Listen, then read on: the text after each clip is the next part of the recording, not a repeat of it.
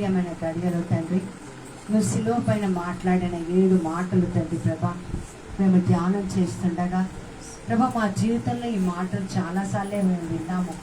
కానీ ప్రభా ఈరోజు ఈ మాటలు మా జీవితంలో మార్చే విధంగా ప్రభా మమ్మల్ని దీవించమని, ఆశీర్వదించమని, నీ రక్తంతో మమ్మల్ని కడిగి శుద్ధి చేయమని, నువ్వు లేక మేమేమీ చేయలేము. కావున సమస్తము ప్రభా నీ యొక్క ఆధీనంలో ఉంచుకొని మమ్మల్ని నడిపించమని యేసు నామమున ప్రార్థించి వేడుకుంటున్నాము తండ్రి. ఆమేన్ ఆమేన్ ఆమేన్ ఆమేన్ ఆమేన్.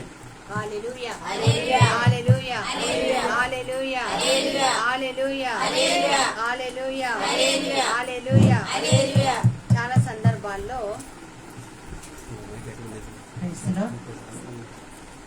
ప్రైజ్ లో హల్లెలూయా హల్లెలూయా హల్లెలూయా.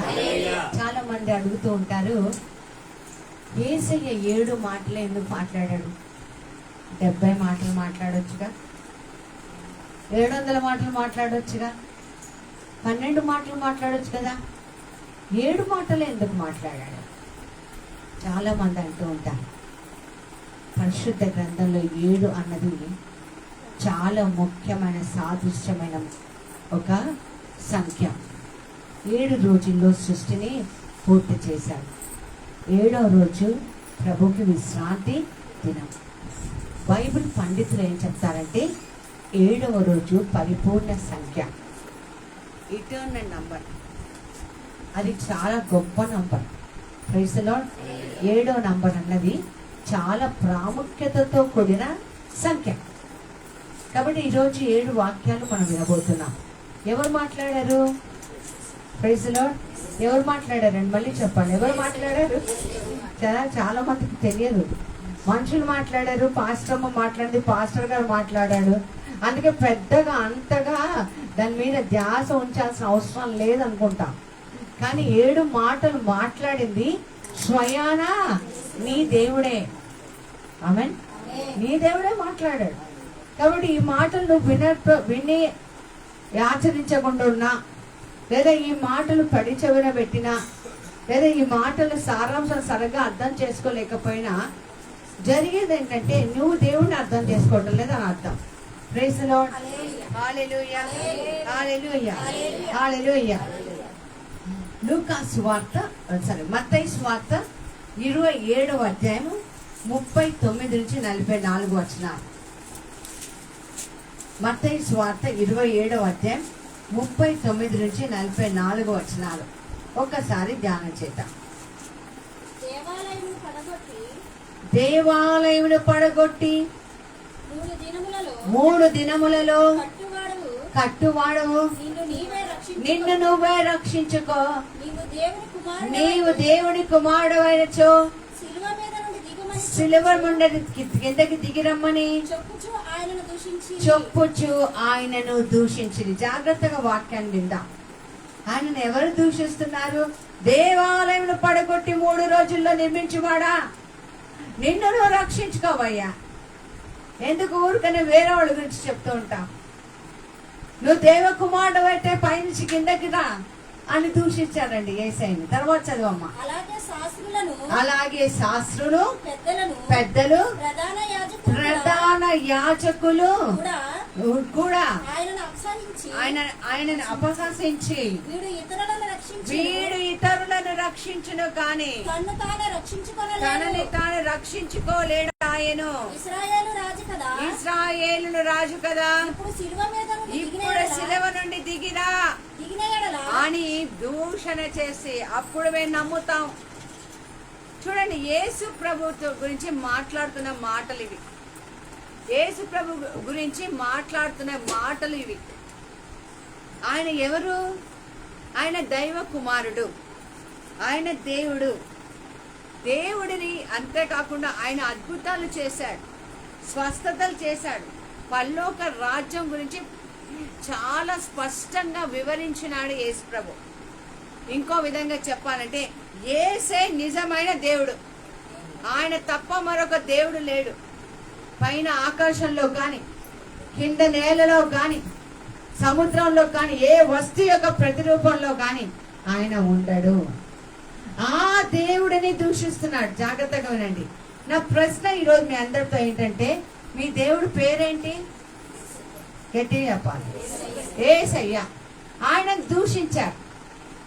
అంతేకాకుండా ఒకానొక సందర్భంలో ఆయన అద్భుతాలు చేస్తుంటే దెయ్యం పట్టి దెయ్యం యొక్క ఆత్మతో ఉండి చేస్తున్నాడని దూషించారు. కొంతమందితో మంచిగా మాట్లాడుతుంటే వాళ్ళతో సంబంధాలు కూడా అంటగట్టేశారు. యేసు ప్రభు ఇవన్నీ భరించాడు. ఈరోజు నిజంగా నువ్వు దేవుడు బిడ్డవా? యేసుకి సంబంధించిన బిడ్డవా కాదా? ప్రియులారా, యేసుకి సంబంధించిన బిడ్డలైతే యేసు ప్రభు వారు ఏం చేశారు? హేళన, దూషణ, అవమానాలు, అంతేకాకుండా భారమైన సిలువను ఎవరు మోస్తారంటే, సిలువ పైన వేలాడిన వాడు శాపగ్రస్తుడు. మన కోసం శాపమైన వాడు పాపరహితుడైన యేసు ప్రభు. కొరడాలతో కొట్టబడ్డారు కానీ ఎముకలు లెక్కించబడినట్టుగా దెబ్బలు పడ్డాయి. వరదలాగా ఉమ్ము పారిందంటున్నారు కొంతమంది. రక్త సిక్తమైపోయింది ఆయన అడుగులంతా కూడా. మాంసం ఊడి వచ్చేసింది. తాను ప్రేమించిన శిష్యులను చూద్దామంటే ఎక్కడ కనిపించటం లేదు. భయంకరమైన ఆ యొక్క శ్రమ మధ్యలో హఠాత్తుగా దేవుడికి ఒక మాట గుర్తొచ్చేసింది. ఆ మాట ఏంటంటే 105వ కీర్తన 14-15 వచనాలు ఒకసారి చదువుతాం. 105వ కీర్తన 14వ వచనం. అభిషేకించిన బిడ్డలను మీరు ముట్టకూడదని నా ప్రవక్తలకు మీరు హాని చేయకూడని మీకు ఆజ్ఞయించి ఉన్నాడు. చూసారా? అభిషేకించిన బిడ్డలను మీరు ముట్టుకొనరాదు.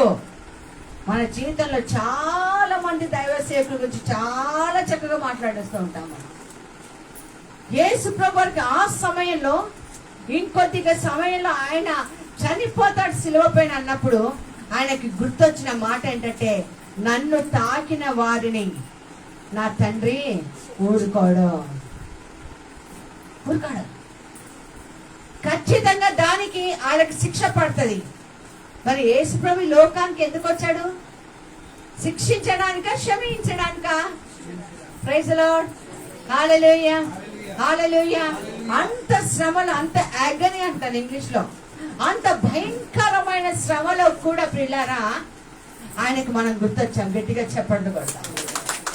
దెబ్బలు కొట్టిన వాళ్ళు గుర్తొచ్చారు కదా, కొడ్డా దెబ్బలు కొట్టిన వాళ్ళు గుర్తొచ్చారు. దేవాలయం పడగొట్టి 3 రోజుల్లో నిర్మించుకున్నవాడా, నిన్ను రక్షించుకో. వీడు ఇతరులను బాగు చేస్తాడు కానీ తను బాగు చేసుకోలేడు అన్న మాటలు మాట్లాడిన వాళ్ళు ఎక్కడికి వెళ్తారో గుర్తుకొచ్చింది. అంటే ఆయన వెంటనే ఆయన చేస్తున్న పని ఏంటో తెలుసా ప్రియులారా? లూకాసు వార్త 23వ అధ్యాయం 34వ వచనంలో ఆయన చేస్తున్న మాట, ఆయన చెప్పుతున్న మాట విందాం. ఆయన యేసు, తండ్రి వీళ్ళు ఏమి చేస్తున్నారో వీళ్ళకి తెలియదు. మీకు ఒక విషయం చెప్పడానికి వచ్చాను ఈ రోజున. ఇక నిలబడ్డాను. మనల్ని దూషించే వాళ్ళు, మన బాధ పెట్టే వాళ్ళు, మన కించపరిచే వాళ్ళు, మన బ్రతుకుతో ఆటలాడుకున్న వాళ్ళు, ఫుట్బాల్ లాగా మన తన్నిన వాళ్ళు, చేయని నేరాలు మన మీద అంటగట్టిన వాళ్ళు, నిజానికి వాళ్ళు ఏమి చేస్తున్నారో వాళ్ళకి తెలియదు. ఎందుకంటే they are under the influence of devil. వాళ్ళు సాతాను యొక్క ప్రభావంలో ఉన్నారు. అందుకని దైవ సేవకులను, దేవుడిని కూడా దూషిస్తూ ఉంటారు. ఈ విషయం తెలిసిన యేసు ప్రభువారు, తండ్రి మీరేమి చేస్తున్నారో వీరికి తెలియదు అంటున్నాడు. ప్రియులారా, యేసు ప్రభు మన దేవుడు. ఆయనకి ఎంత ఇష్టం అంటే మనం ఆయన శిష్యులుగా ఉంటాం. ఇష్టం. Praise the lord. ఎంతమందికి ఇష్టం యేసయ్య శిష్యులుగా ఉండటానికి? Praise the lord. దానికి ఏం చేయాలి తెలుసా? ఆయన చేసిందే మనం చెయ్యాలి. ఆయన క్షమించినట్లు, ఆయన మన్నించినట్లు, ఆయన ప్రేమించినట్లు, ఆయన అంగీకరించినట్లు నీవు నేను కూడా క్షమించాలి. Praise the lord. నేను ఈరోజు 2 చర్చిల వాక్యం బోధించినప్పుడు దేవుడు ఒక మాట నా నోటి నుండి పలికించాడు. Forgiveness is not an invitation, forgiveness is the command of God. ఏదో ఒక పెళ్లికి మనకు ఆహ్వాన పత్రిక పంపిస్తుంటారు చూడండి, మనకి ఇష్టమైతే వెళ్తాం, లేకపోతే లేదు. కాదు, ఒక ఆహ్వానం కాదు, ఒక ఇన్విటేషన్ కాదు. క్షమించడం అన్నది దేవుడు మనకి ఇచ్చిన ఆజ్ఞ. నేను క్షమించనని నిర్ణయించుకున్నాం అనుకో, నేను ఎవరి కాళ్ళు కడిగే పని లేదు, నేను ఎవరి దగ్గరికి వెళ్ళే పని లేదు అని నిర్ణయించుకున్నాం అనుకో, ఒక చిన్న మాట బైబిల్లో ఉంది, చదువుదామా? గుండె దగ్గర పెట్టుకొని చదవాలి ఈరోజు. Praise the lord. కీర్తనకారుడు 16వ కీర్తన 4వ వచనం. సామ్ 16:4. 16వ కీర్తన 4వ వచనం తొందర చదవాలి. చదవమా గట్టిగా. యెహోవాను విడిచి వేరొకరిని అనుసరించువాడు శ్రమను విస్తరించును. నేను క్రీస్తు చెప్పిన మాటను విస్మరించి వేరొక దేవుడని, వేరొక అలవాట్లని, వేరొక ఆచారాలని కదా, వేరొక మతాలకి క్రిస్టియానిటీకి ఉన్న డిఫరెన్స్ అదే. క్రీస్తు బిడ్డలు క్షమించాలి కదా. కొంతమంది రూల్స్ ఉంటాయి, పంటికి పంట పన్ను, కంటికి కన్ను, చెంపకు దెబ్బకు చెంప దెబ్బ. ఒక హత్య చేస్తే వాళ్ళు కూడా హత్య చేయాలి. లేదు, హత్య చేసిన వాళ్ళని కూడా క్షమించే గొప్ప వాళ్ళు విశ్వాసులు. గట్టిగా చప్పట్లు కొడదాం. క్షమించగలగాలి. That is the command of God. దేవుడి యొక్క ఆజ్ఞ అయ్యున్నది. నీ జీవితంతో ఆటలాడుకున్నారా? నిన్ను నానా మాటలు అన్నారా?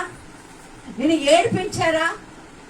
చేయని నేరములంట గట్టినా, చేతగాని వాడనని చీదరించిన, చేయని నేరములంట గట్టినా, చేతగాని వాడనని చీదరించిన, చీకు చింతలే నన్ను చుట్టినా, చెలిమే చితికి నన్ను చేర్చిన, చెలిమే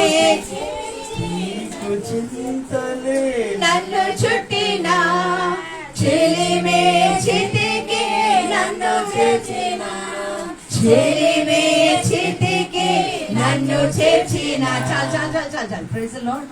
నిన్నే నమ్ముకున్నానయ్యా, నీ బాటలో నేను నడుస్తాను ప్రభా. చేయని నేరన్న మీద మోపబడింది ప్రభా. నన్ను దూషించారు, నన్ను అవమానించారు. నిజంగా చెప్పాలా, క్షమించాలంటే గుండె ధైర్యం ఉండాలండి. క్షమించాలంటే గుండెలో ఏసై ఉండాలంతే. Praise the lord. మనిషిగా మనం క్షమించడం చాలా కష్టం, చాలా కష్టం. క్షమించితే ఏమవుతుంది? ఒక సందర్భంలో యేసు ప్రభువు చెప్పారు, ఎందుకంటే 10 నిమిషాలే నాకు టైం, అందుకే గబగబ కథలకు చెప్తా. మేరీ నన్ను ప్రేమిస్తుంది, మేరీనే నేను ప్రేమిస్తున్నా, అందులో గొప్పతనం ఏముంది? మేరీ చికెన్ వండితే నాకు ఇస్తుంది, నేను మటన్ వండితే మేరీకి ఇస్తాను, అందులో గొప్పతనం ఏముందండి? హల్లెలూయా. యేసు ప్రభువు చెప్పారు, నీ మిత్రులను నువ్వు ప్రేమిస్తే, నిన్ను ప్రేమించేవారు నిన్ను ప్రేమిస్తే అందులో గొప్పతనం ఏముంది? అర్థమవుతుందా అండి? మళ్ళీ చాలా మంది ఉన్నారు, గిన్నెలు ఎవరికి వెళ్తాయి? గిన్నెలు వచ్చే వాళ్ళకే. Praise the Lord. హల్లెలూయా. గిన్నెలు ఎవరికి వెళ్తాయి? గిన్నెలు ఇచ్చే వారికే కదా, ప్రేమించే వాళ్ళకే. అర్థమవుతుందా ఈరోజు? I love because she loves me. కానీ యేసు ప్రభువు అంటారు, అందులో గొప్పతనం అన్యులు కూడా చేస్తారంట. ఎవరు చేస్తారంట? అలా చేసేవాడు అన్యులు అన్నారు. నా వాళ్ళు కాదు, నా విశ్వాసులు కాదు వాళ్ళు. మరి మనం ఏం చేయాలి? శత్రువులని ప్రేమించుడి. చెప్పట్లు కొడతాం దేవుడికి. Praise the lord. శత్రువులని కదా, కాళ్ళు కడిగాడా లేడా? బొంకిన పేతురుకి కదా, పట్టించిన యూదా ఇస్కరియోతు కడిగాడా లేదా? Praise the lord. కొంతమంది చెప్తాను, కాళ్ళు కడిగి నా స్నానం చేసిన వీళ్ళు బతుకే ఇంత అంటారు. మనమే డిసైడ్ చేసేస్తాం వాళ్ళ బతుకుని. నేను ఈరోజు ఒక సేవకురాలుగా చెప్తున్నా, నువ్వు కాళ్ళు కడుగు, దేవుడు కార్యం చేయబోతుంది అన్నాడు. Praise the Lord. Hallelujah. Hallelujah. ప్రేమించిన వారినే ప్రేమించి కదా, చేయూతను అందించిన వారినే చేయూతను అందించి, అది గొప్పతనం కాదండి. అది అంత పెద్ద గొప్పతనం కాదు. నా శత్రువులను నేను ఏం చేయాలంట? ప్రేమించి వాళ్ళ కోసం అంట ప్రార్థించాలంట.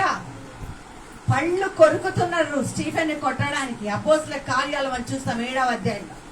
పళ్ళు కొరుకుతున్నాడు, రాళ్ళు పట్టుకున్న చేతిలో పెద్ద పెద్ద రాళ్ళు వేసి కొడుతుంటే ఎక్కడెక్కడ తగులుతుంది బిడ్డకి పాపం. మన జీవితంలో కూడా ఒక్కొక్కసారి నా జీవితం నేను అనుభవించి చెప్తాను, నా మీద కూడా రాళ్ళు పడినంత మాటలు పడుతూ ఉంటాయి. నా ఒళ్ళంతా పూర్ణమైనట్టే కాదు, నా గుండెంతా పిండేసినట్టు అనిపిస్తుంది. అందుకే ఒక పాట రాస్తున్నాను, అది ఎప్పుడు పూర్తవుతుందో నాకు తెలియదు. గుండె నిండా గుణపాలు ఉన్నాయి ప్రభా, దిక్కు తోచక నిన్ను చూస్తున్నా. గుణపాలే గుచ్చబడతాయి. ఎవరో కొట్టారంట, గుండె మీద కొడితే గుండె బయటకు వచ్చిందంట. మన మాటలు కూడా కొంతమంది గుండె చీల్చేసినట్టు ఉంటాయి, అవునా కదా? స్టీఫెన్ రాళ్ళతో కొడుతున్నారు. రాళ్ళతో ఏం చేశాడు? మోకరించాడు. Praise the Lord. ఈరోజు నీ శత్రువు కోసం నువ్వు ఇచ్చేయాలి, మోకరించగలగాలి, తగ్గించుకోవాలి. తగ్గేదే లే అంటే హెచ్చేదే లే. కొంతమంది అంటారు, ఏంది వాడు క్షమాపణ చేశాడు,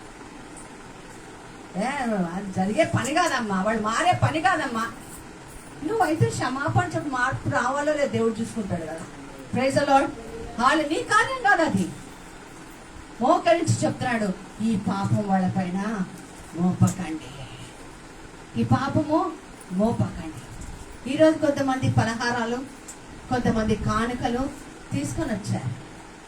బైబిల్ ఏం చెప్తుందో తెలుసా ప్రియులారా? మీరు కానుకలు తేవద్దు, పలహారాలు తీసుకురావద్దని చెప్పను. ఏమంటున్నారు తెలుసా? మీరు కానుకలు, పలహారాలు, బలులు మందిరానికి తీసుకొచ్చినప్పుడు నీ మనసులో ఎవరి పట్లైనా నీకో చదువు వాక్యం నాకు చాలా ఇష్టం. మత్తయి సువార్త అనుకుంటా 23-24 వచనాలు ఒకసారి చదువుతాను. మత్తయి సువార్త 23-24 వచనాలు, 5వ అధ్యాయం. లేదా మీ దగ్గర బైబిల్?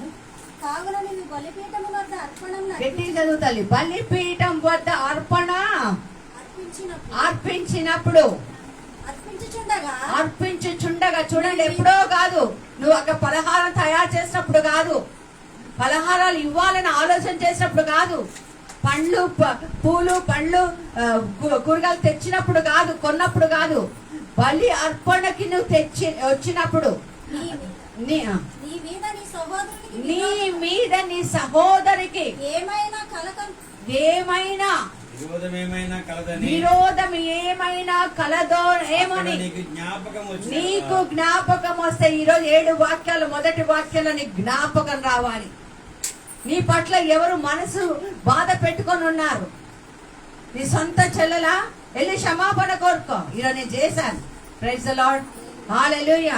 మనసు బాధ పెట్టుకుండొచ్చు, మనం మంచిగానే ఉండవచ్చు, వాళ్ళ మనసులో ఏదో బాధ, వాళ్ళ బలహీనతలు వాళ్ళవి, లేదా నిజంగానే మనం గాయపరుచుండవచ్చు వాళ్ళ మనసులని. అర్పణ అంటే కేవలం పండ్లు పూలు కాదు. ఈరోజు మనందరం ఎలా వచ్చాం? సజీవ యాగంగా మన శరీరాన్నే సమర్పించుకున్నాం. నాకు పెద్ద దగ్గర ఏమీ లేదండి, వెండి బంగారం నా దగ్గర లేదు, నా జీవితమే ఆయనకు అంకితం. Praise the lord. మరి నాలోనే పగ ద్వేషాలు పెట్టుకుంటే నేను బోధకురాలు అవ్వగలనా? అర్పణ ఇచ్చే సమయంలో నీకు గుర్తుకు వస్తే ఏం చేయమన్నాడమ్మా? చదువు. వచ్చిన ఎడల అక్కడ బలిపీఠం ఎదుటనే నీ అర్పణను విడిచిపెట్టి మొదట వెళ్ళి ఫస్ట్ చేయాల్సింది, తిన్న తర్వాత కాదు, చర్చ అయిపోయిన తర్వాత కాదు, బలిపీఠం దగ్గర అర్పణ వదిలే, ప్రార్థన వదిలే, తర్వాత కార్యక్రమాలు వదిలే, జ్ఞాపకము రాగానే నేనేదో మనసు కష్టపెట్టాను స్టీఫెన్ స్వామిని, నేను వెంటనే వెళ్ళి ఏం చేయాలంటే చదువు, వాళ్ళతో నీ సహోదరునితో సమాధాన పడవలెను, అది క్షమాపణ. Praise the lord. తర్వాత వచ్చి నువ్వు అర్పణలు ఇవ్వు, ఇంకేదన్నా చేయి, పాట పాడు, ఇంకేదన్నా చేయి, స్తుతి చేయి. Praise the Lord. హల్లెలూయా. ఇది ఈరోజు దేవుడు మనకు నేర్పిస్తుంది. క్షమిస్తే ఏమవుతుంది అన్నది చాలా మందికి. ఏమవుతుంది, ఎన్నిసార్లు క్షమించాలి, వాళ్ళ బుద్ధి మారపోతే ఇంకా అదే పని అమ్మ అంటూ ఉంటారు. క్షమిస్తే ఏమవుతుంది? మత్తయి సువార్త 6వ అధ్యాయం 14-15లో పరులు చేసిన అపరాధములను నువ్వు క్షమిస్తే నీ అపరాధాలు దేవుడు క్షమిస్తాడు. పరులు చేసిన అపరాధములను క్షమించకపోతే నీ అపరాధాలు క్షమించబడవు. Praise the Lord. Hallelujah, hallelujah. మన పాపాలు క్షమించబడాలా? పాడంగా అపరాధిని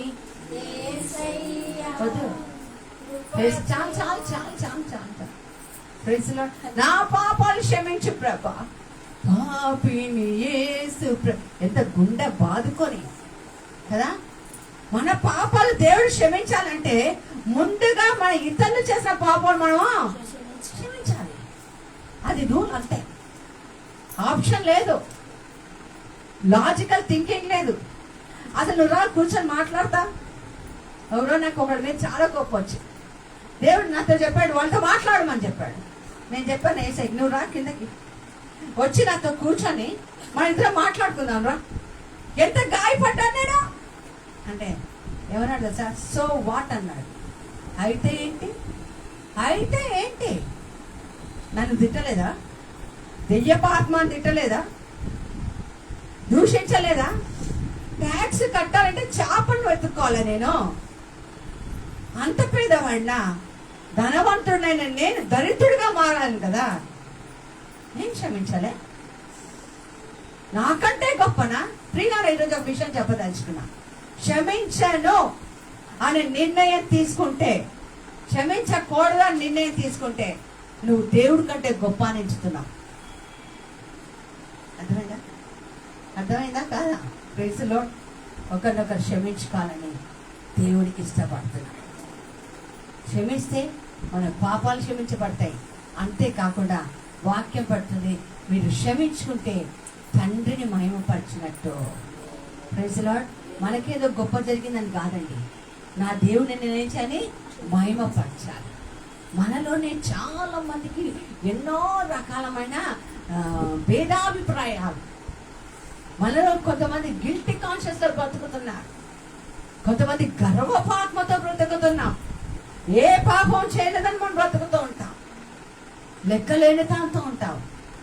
నన్ను గాయపరిచిన వాడిని, నన్ను గాయపెట్టాను. సభాముఖంగా అందరి ముందు చెప్తున్నా, డివైన్ టచ్ మినిస్ట్రీస్లో ఒక పాశ్రమగా సరిగ్గా నా బాధ్యత నిర్వర్తించకపోతే మీ అందరి పాదాలు పట్టుకొని ఈరోజు క్షమాపణ కోరుతున్నాను. I love you all. నన్ను క్షమించండి. ఇది మొదలుకొని నా ప్రాణం ఉన్నంత వరకు నమ్మకంగా ఉంటానని దేవుడి నామం పేట నేను మాట ఇస్తున్నాను. ఆ కృప దేవుడు మనకు దయచేయను గాక. రెండో మాటకి మన మధ్య ఉన్న మరి స్వామి వచ్చి రెండో మాట చెప్తాడు. దయచేసి ప్రతి ఒక్కరు కూడా దేవుడి మాటలో పాల్గొనాలి.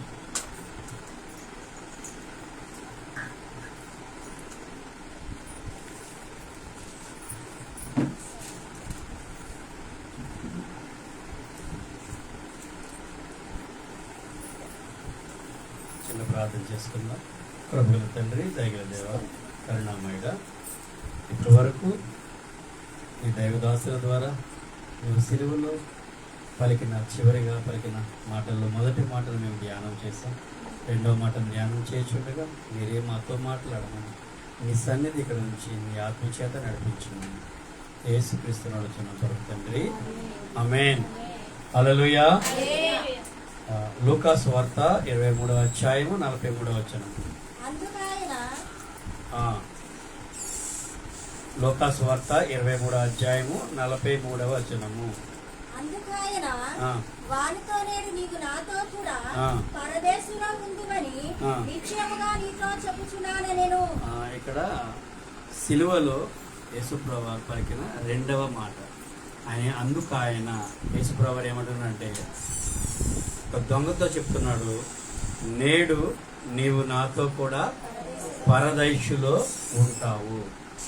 దానికి ముందుగా మనం చూసుకున్నట్లయితే లూకాసు వార్త 40వ వచనం చదవండి. అయితే రెండో వాడు వాడిని గద్దించి, నీవు అదే శిక్షా విధిలో ఉన్నావు గనుక దేవునికి భయపడవా? మనకైతే ఇది న్యాయమే. మనము చేసిన వాటికి తగిన ఫలము పొందుచున్నాము గాని ఈయన ఏ తప్పిదము చేయలేదని చెప్పి ఆయనను చూచి, యేసు, నీవు నీ రాజ్యంలోనికి వచ్చినప్పుడు నన్ను జ్ఞాపకము చేసుకోనమనెను. అందుకాయన వారితో, నేడు నీవు నాతో కూడా పరదేశిలో ఉందువని నిశ్చయముగా నీతో చెప్పుచున్నానెను. చాలా సంతోషం ప్రియులారా. ఇక్కడ ఈ సందర్భం ఏంటంటే, ఇద్దరు దొంగల మధ్యలో ఒక అత్యంత ఆసక్తికరమైన సన్నివేశం జరిగింది. మొదటివాడు ఏం చేస్తున్నాడంటే, దేవుణ్ణి దూషిస్తూ, నువ్వు దేవుని కుమారుడు అన్నా కదా, నన్ను కూడా రక్షించు, ముందు నేను నువ్వు రక్షించుకో, తర్వాత మమ్మల్ని కూడా రక్షించు అని యేసుప్రభు వారిని హేళనగా ఆ దొంగ మాట్లాడుతుంటే, ఇక్కడ రెండవ దొంగ ఏమంటున్నాడంటే, అతను గద్దిస్తూ, నువ్వు దేవునికి భయపడవా? మనం చేసిన దానికి ఇది మనకి న్యాయమే. అక్కడ ఏం జరుగుతుందంటే, పాప పశ్చాత్తాపం. అతను వెంటనే తను చేసిన తప్పును తెలుసుకొని పశ్చాత్తాపడ్డాడు. మనకి ఇక మన దైనందిన జీవితంలో యేసుప్రభు వారు కూడా మనకు ఒక 3 అవకాశాలు ఇచ్చాడు. ఏంటంటే, మన రక్షణలోకి రావాలి అంటే పాప పశ్చాత్తాపం మొదటిది, మారు మనస్సు రెండవది, బాప్తిస్మం మూడవది. ఈ 3 లేకుండా రక్షణలోకి ఎవరు కూడా రాలేరు. అంటే మొట్టమొదటి అడుగు మనకి ఎక్కడ కావాలంటే పశ్చాత్తాపం కావాలి. ఓకే, ఈ దొంగ ఇక్కడ పశ్చాత్తాపం వెంటనే, ఎందుకంటే అతని చివరి గడియలు కొన్ని క్షణాల్లో గంటల్లో వాళ్ళు చనిపోతారు. ఇంకా అక్కడ వాళ్ళ తర్వాత వాళ్ళు భూలోకంలో ఉండరు, వాళ్ళ మాటలకు విలువ ఉండదు. అవునా? ఈ చివరి క్షణాల్లో చెప్పే ప్రతి మాట కూడా చాలా విలువైనది. అందుకనే ఇప్పుడు యేసుప్రభు వారు సిలువలో పలికిన 7 మాటలని ప్రతి సంవత్సరం కూడా మనం ఎందుకు ధ్యానం చేస్తామంటే, అవి చాలా చాలా విలువైనవి. ఓకేనా? ఇప్పుడు ఉదాహరణకి ఈ లోకంలో తీసుకుంటే, ఎవరైనా ఒక ఆస్తిపరుడు చనిపోయేటప్పుడు, అంటే వీలునామా ఏమి రాయలేదు, చనిపోయేటప్పుడు ఇదిగో నాకు 100 ఎకరాలు ఆ మనవడికి ఇచ్చే, 1000 ఎకరాలు ఈ కొడుకు ఇచ్చే, 10 ఎకరాలు వీళ్ళకి ఇచ్చే అంటే ఆ మాటలు చాలా విలువైనవి. ఆ చెప్పి చనిపోయిన తర్వాత ఏం చేస్తారు? వాటి కోసం కొట్టుకుంటారు. ఎందుకంటే నాకు ఇలా చెప్పాడు, ఇలాగే చెయ్యాలి. అవునా? ఎందుకంటే చివరి మాటలు. అందుకని ఇప్పుడు కోర్టులో కూడా మరణ వాంగ్మూలం తీసుకుంటారు. ఎందుకంటే మరణం చనిపోయే ముందు చెప్పే మాటకి కోర్టు ఇంకా అది అతను ఏం చెప్తే దాని మీదే బేసాక తీర్పుని చెప్తుంది. అందుకని చివరి మాటలకు చాలా విలువైనవి. యేసుప్రభు వారి చివరి మాటలు కూడా మాట్లాడుతున్నాము. అలాగే ఆ దొంగ యొక్క చివరి మాటలు కూడా, ఎందుకంటే అతను సిలువలో ఆ చివరి క్షణాల్లో ఉన్నాడు, అక్కడ పశ్చాత్తాపడుతున్నాడు. మనకైతే ఇది న్యాయమే, మనము చేసిన వాటికి తగిన ఫలము పొందుచున్నాం. తన తప్పును తను తెలుసుకున్నాడు, పశ్చాత్తాపడుతున్నాడు. హల్లెలూయా. కానీ మళ్ళీ యేసుప్రభు వారి కోసం ఇతనైతే ఏ తప్పిదమును చేయలేదు. చూసారా పిల్లరా, తప్పు చేశాడు అని ఒక శాపగ్రస్తుడుగా లోకమంతా, యూదులంతా కలిపి ఆయన్ని సిలువకు అప్పగిస్తే ఏ తప్పు చేయలేదని ఆ దొంగ గ్రహించాడు. ఈ రోజుల్లో మన హృదయం, మన గ్రహింపు ఎలా ఉంది? ఆ దొంగకున్న గ్రహింపు మనకుందా? మనం గ్రహించగలుగుతున్నామా సత్యాన్ని, అసత్యాన్ని? యేసుక్రీస్తు నమ్ముకొని అందరూ కూడా కొన్ని సంవత్సరాలు గడిచిపోయినాయి. 40 సంవత్సరాలు, 50 సంవత్సరాలు, 20 సంవత్సరాలు, ఎవరి వయసుని బట్టి అందరూ కూడా, మీరందరూ కూడా తెలిసి పుట్టుకతోనే క్రైస్తవులుగా ఉన్నారు. మరి ఇన్ని సంవత్సరాలు మీరు ఏమి గ్రహించారు దేవుని కోసం? ఆయన సర్వసత్యములకు మీరు నడుస్తున్నారా? నిజమైన రక్షణానందం మీకుందా? నిజంగా మీరందరూ పాప పశ్చాత్తాపం పొందారా? పశ్చాత్తాపం నడిచారా? మరి దేవుని నుంచి మీరు ఏం గిఫ్ట్ పొందుకున్నారు? ఇక్కడ చూడండి, ఆ దొంగ ఆ క్షణమే తెలుసుకున్నాడు దేవుడు నిర్దోషాన్ని. యేసుప్రభు వారిని తెలుసుకున్నాడు. ఆయన కోసం అక్కడ సాక్ష్యం ఇస్తున్నాడు సిలువలో. మనమైతే తప్పు చేసాం, మనకి ఇది న్యాయం, కానీ అయినా ఏ తప్పిదము చేయలేదు. దేవుని కోసం సాక్ష్యం ఇస్తున్నాడు, ఆయన తప్పుని పాపాన్ని ఒప్పుకుంటున్నాడు. కాబట్టి ఆయన వెంటనే బహుమానం పొందాడు ఆ దొంగ. 43 వచనం చెప్తున్నాడు. అందుకని ఏమన్నా యేసుప్రభు వెంటనే ఆయన చేసిన దానికి, గుర్తించిన దానికి, నేడు నీవు నాతో కూడా పరదైషులో ఉంటావు. ఎందుకంటే అతను కూడా చనిపోతాడని ఆయనకు కూడా తెలుసు. దొంగలకి సిలువేసిన తర్వాత ఇంక సిలువ మీద చనిపోవడం ఒకటి, ఇంక మళ్ళీ కిందకి దిగి రావడం, మళ్ళీ తగ్గించడం అలాంటివి ఏమి ఉండవు. ఇంకా దాని మీద చనిపోవాలి. కాబట్టి అతను చేసిన పాప పశ్చాత్తాపానికి, ప్రాయశ్చిత్తానికి, దేవుని యందు నిలిచిన సాక్ష్యానికి గాను దేవుడిచ్చిన బహుమానం తెలుసా? ఆయన వెంటనే పరదేశంలోకి చేర్చుకున్నాడు. హల్లెలూయా.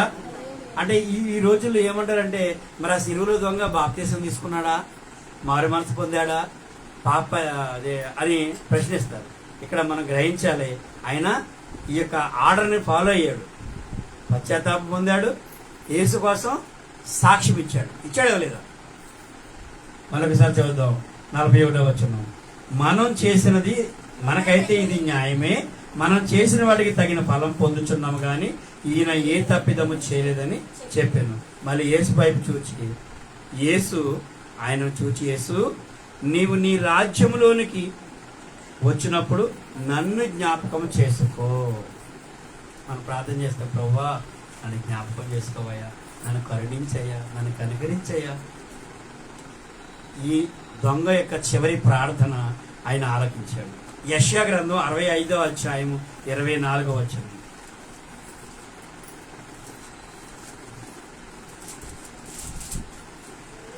యెషయా గ్రంథము 65వ అధ్యాయము 24వ వచనం. త్వరగా తీయాలి, ఎందుకంటే మనకు సమయం లేదు. వారికి ఇలాగు జరుగును, ఆ వారు వేడుకొనగా మునుపు నేను ఉత్తరమిచ్చేదను, నేను వారి మనవి చేయుచుండగా నేను ఆలకించేదను. తోడేళ్లను గొర్రె పిల్లను కలిసి మేయును, సింహము ఒద్దు వలె గడ్డి తిరును. ఒక్క నిమిషం. యెషయా గ్రంథం 65వ అధ్యాయము 24వ వచనం. వారికి ఇలాగ జరుగును, వారు వేడుకొనక మునిపే నేను వారికి ఉత్తరం ఇచ్చేదను, వారు మనవి చేయుచుండగా నేను ఆలకించేదను. చాలు. ఒక మాట.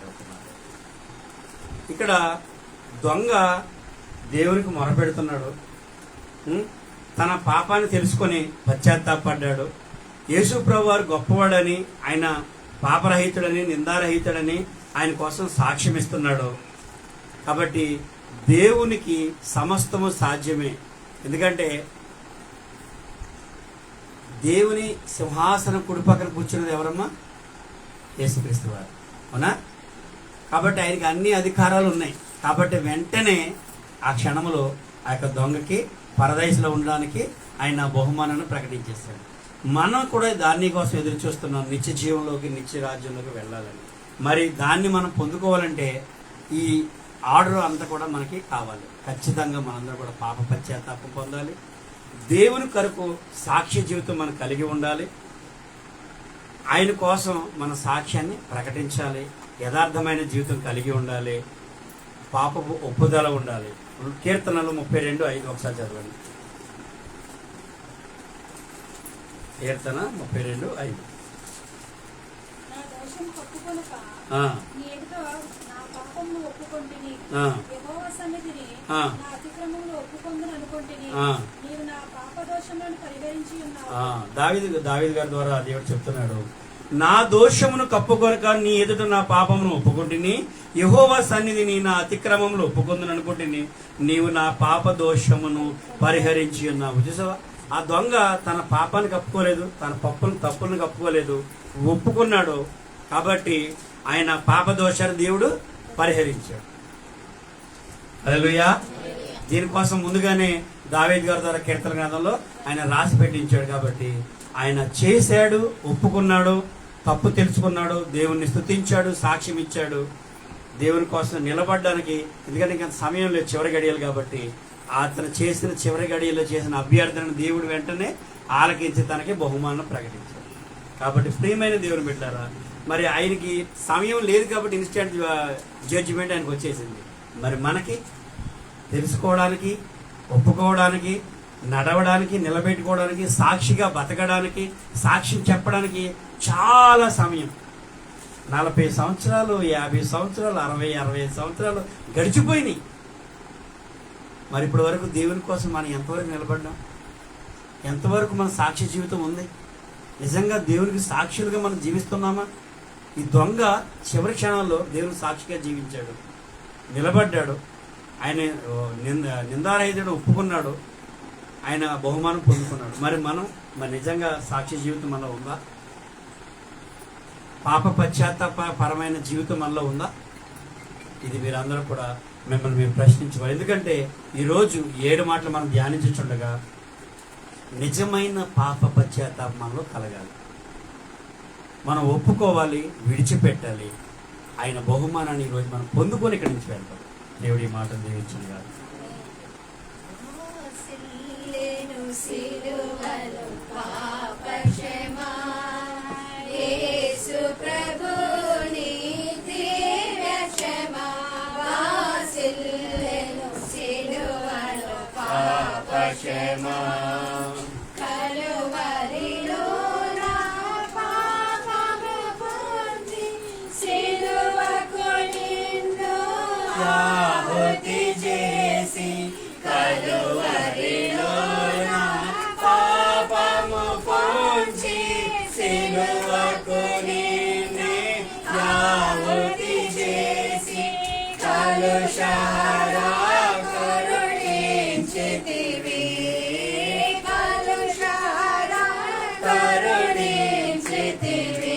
వాసిల్లెను సిలువలో పాప క్షమా.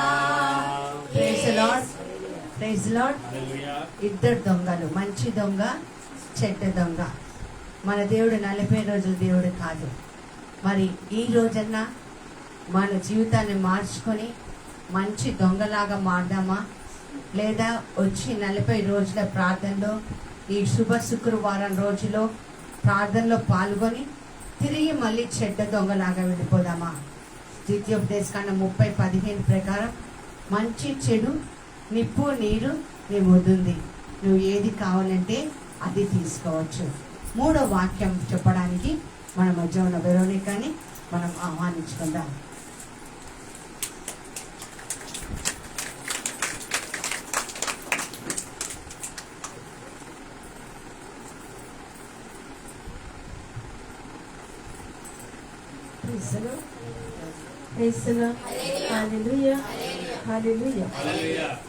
ఈరోజు దేవుడు 7 వాక్యాలు వినడానికి మనమందరం ఇక్కడ సిద్ధపడి ప్రతి సంవత్సరం వింటూనే ఉంటాం కదా, గుర్తుంటుందా? ఉండదు. మరొకసారి మనము 7 వాక్యాలు ధ్యానించి ఇంకా ఏమైనా మనలో బలీనత ఉంటే ఆ దేవునికి మనల్ని మనం సమర్పించుకుందాం. ప్రభావాలు బలీనతని తొలగించగలరు. మరి ఈ 3వ వాక్యము ఇచ్చిన దేవుని కృపని బట్టి దేవునికి స్తోత్రం. మరి అక్కగారికి వందనాలు, మీకందరు కూడా ప్రైజ్ ది లార్డ్. హల్లెలూయా. ఇది 3వ వాక్యము మనం ధ్యానిస్తాం. యోహాను సువార్త 19వ అధ్యాయము మరి 25-26 చదవండి ఒకసారి. ఆయన తల్లియు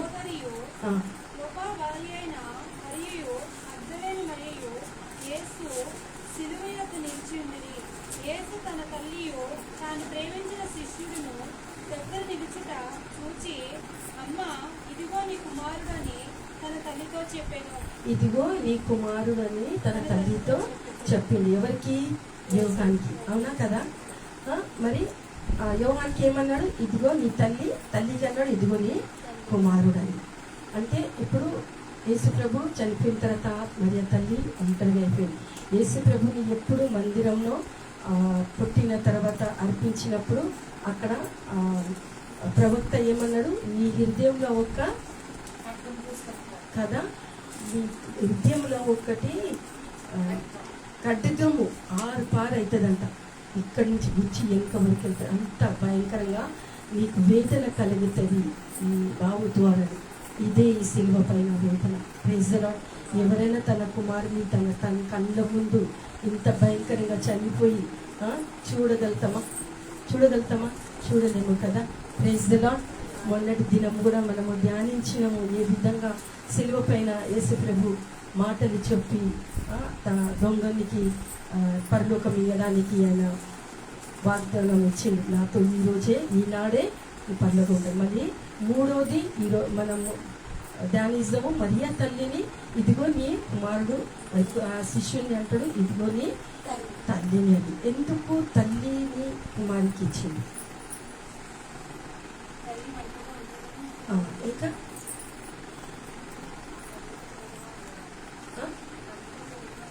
తల్లికి తోడుగా ఉండాలి. ఇంకా ఆమె ఒంటరిగా ఉందని, తోడుగా ఉండాలని.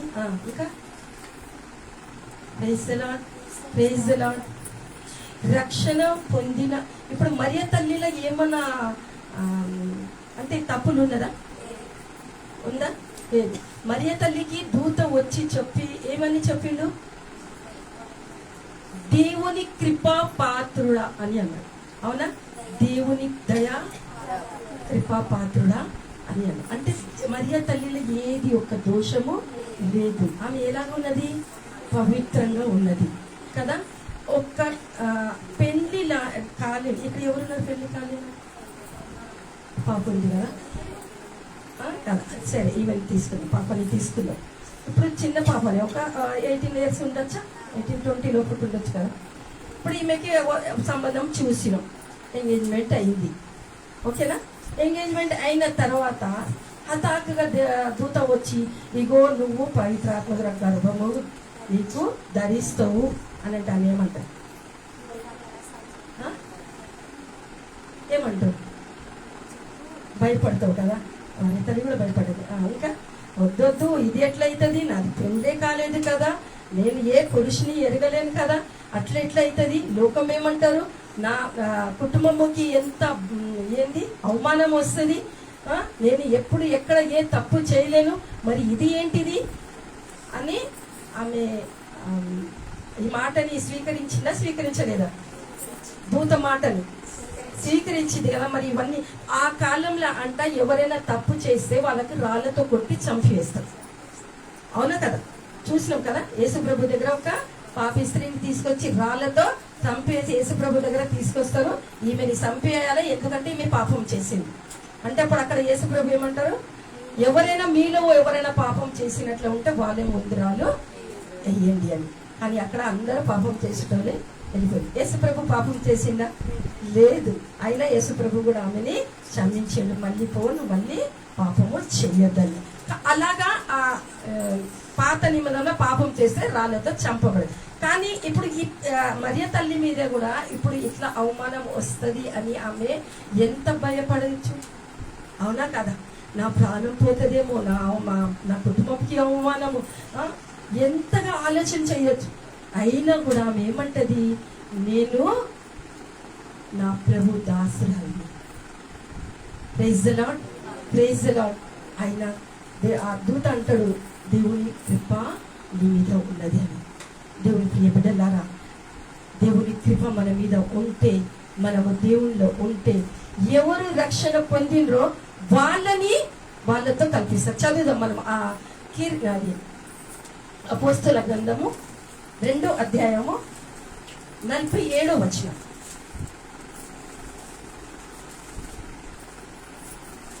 46 నుంచి చెప్పండి.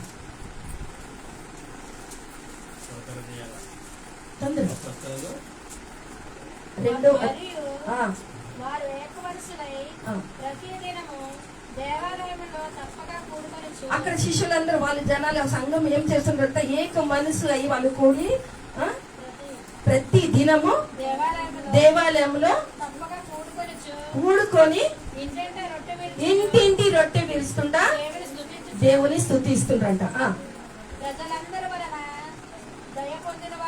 దయా పొందిన వాళ్ళు ఆనందంతోను నిష్కపటమైన హృదయముతోను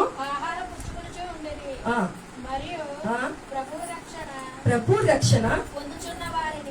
రక్షణ పొందుచున్న వారికి అనుదినము వీళ్ళతో కలిపేస్తారంట దేవుడు. Praise the lord. ఇక్కడ అక్కడ మరియ తల్లి ఎంత పరిశుద్ధంగా ఉన్నదో, ఎంత దేవుని తల్లి. అయితే యోహాను శిష్యుడు కదా, యోహాను రక్షణ పొందిండు కాబట్టి మరియ తల్లిని చూసుకోమని ఇచ్చిండు. Praise the Lord. అర్థమైందన్నమాట. ఎందుకంటే నాకు అంత స్పష్టంగా తెలుగు రాదు, అవునా కదా? మళ్ళీ మీకు అర్థమైందా కాదా? అర్థమైందా? ఆయన రక్షణ పొందుకున్నాడు. ఎవరు? యోహాను విశ్వసించిండు, రక్షణ పొందుకున్నాడు కాబట్టి మరియ తల్లితో చేర్చుకున్నాడు. Praise the lord. అందుకే ఆయన యోహాను స్వార్త, యోహాను మొదటి యోహాను, రెండో యోహాను, మూడో యోహాను ఏం రాసిండు? ప్రేమ గురించి రాసిండు. అంటే ఆయనలో ఎంత ప్రేమ ఉంది, అవునా కదా?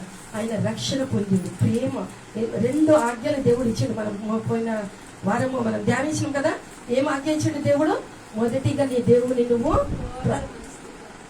ప్రేమించు, మరి రెండోది నీ సోదరులు కూడా నువ్వు ప్రేమించమని. అంటే ఆ ప్రేమ, ఆ దేవుని ఆజ్ఞని పాటించి రక్షణ పొందిండు. అందుకే ఆ 3 ప్రేమ గురించి ఆయన 3 పత్రికలు రాసిండు.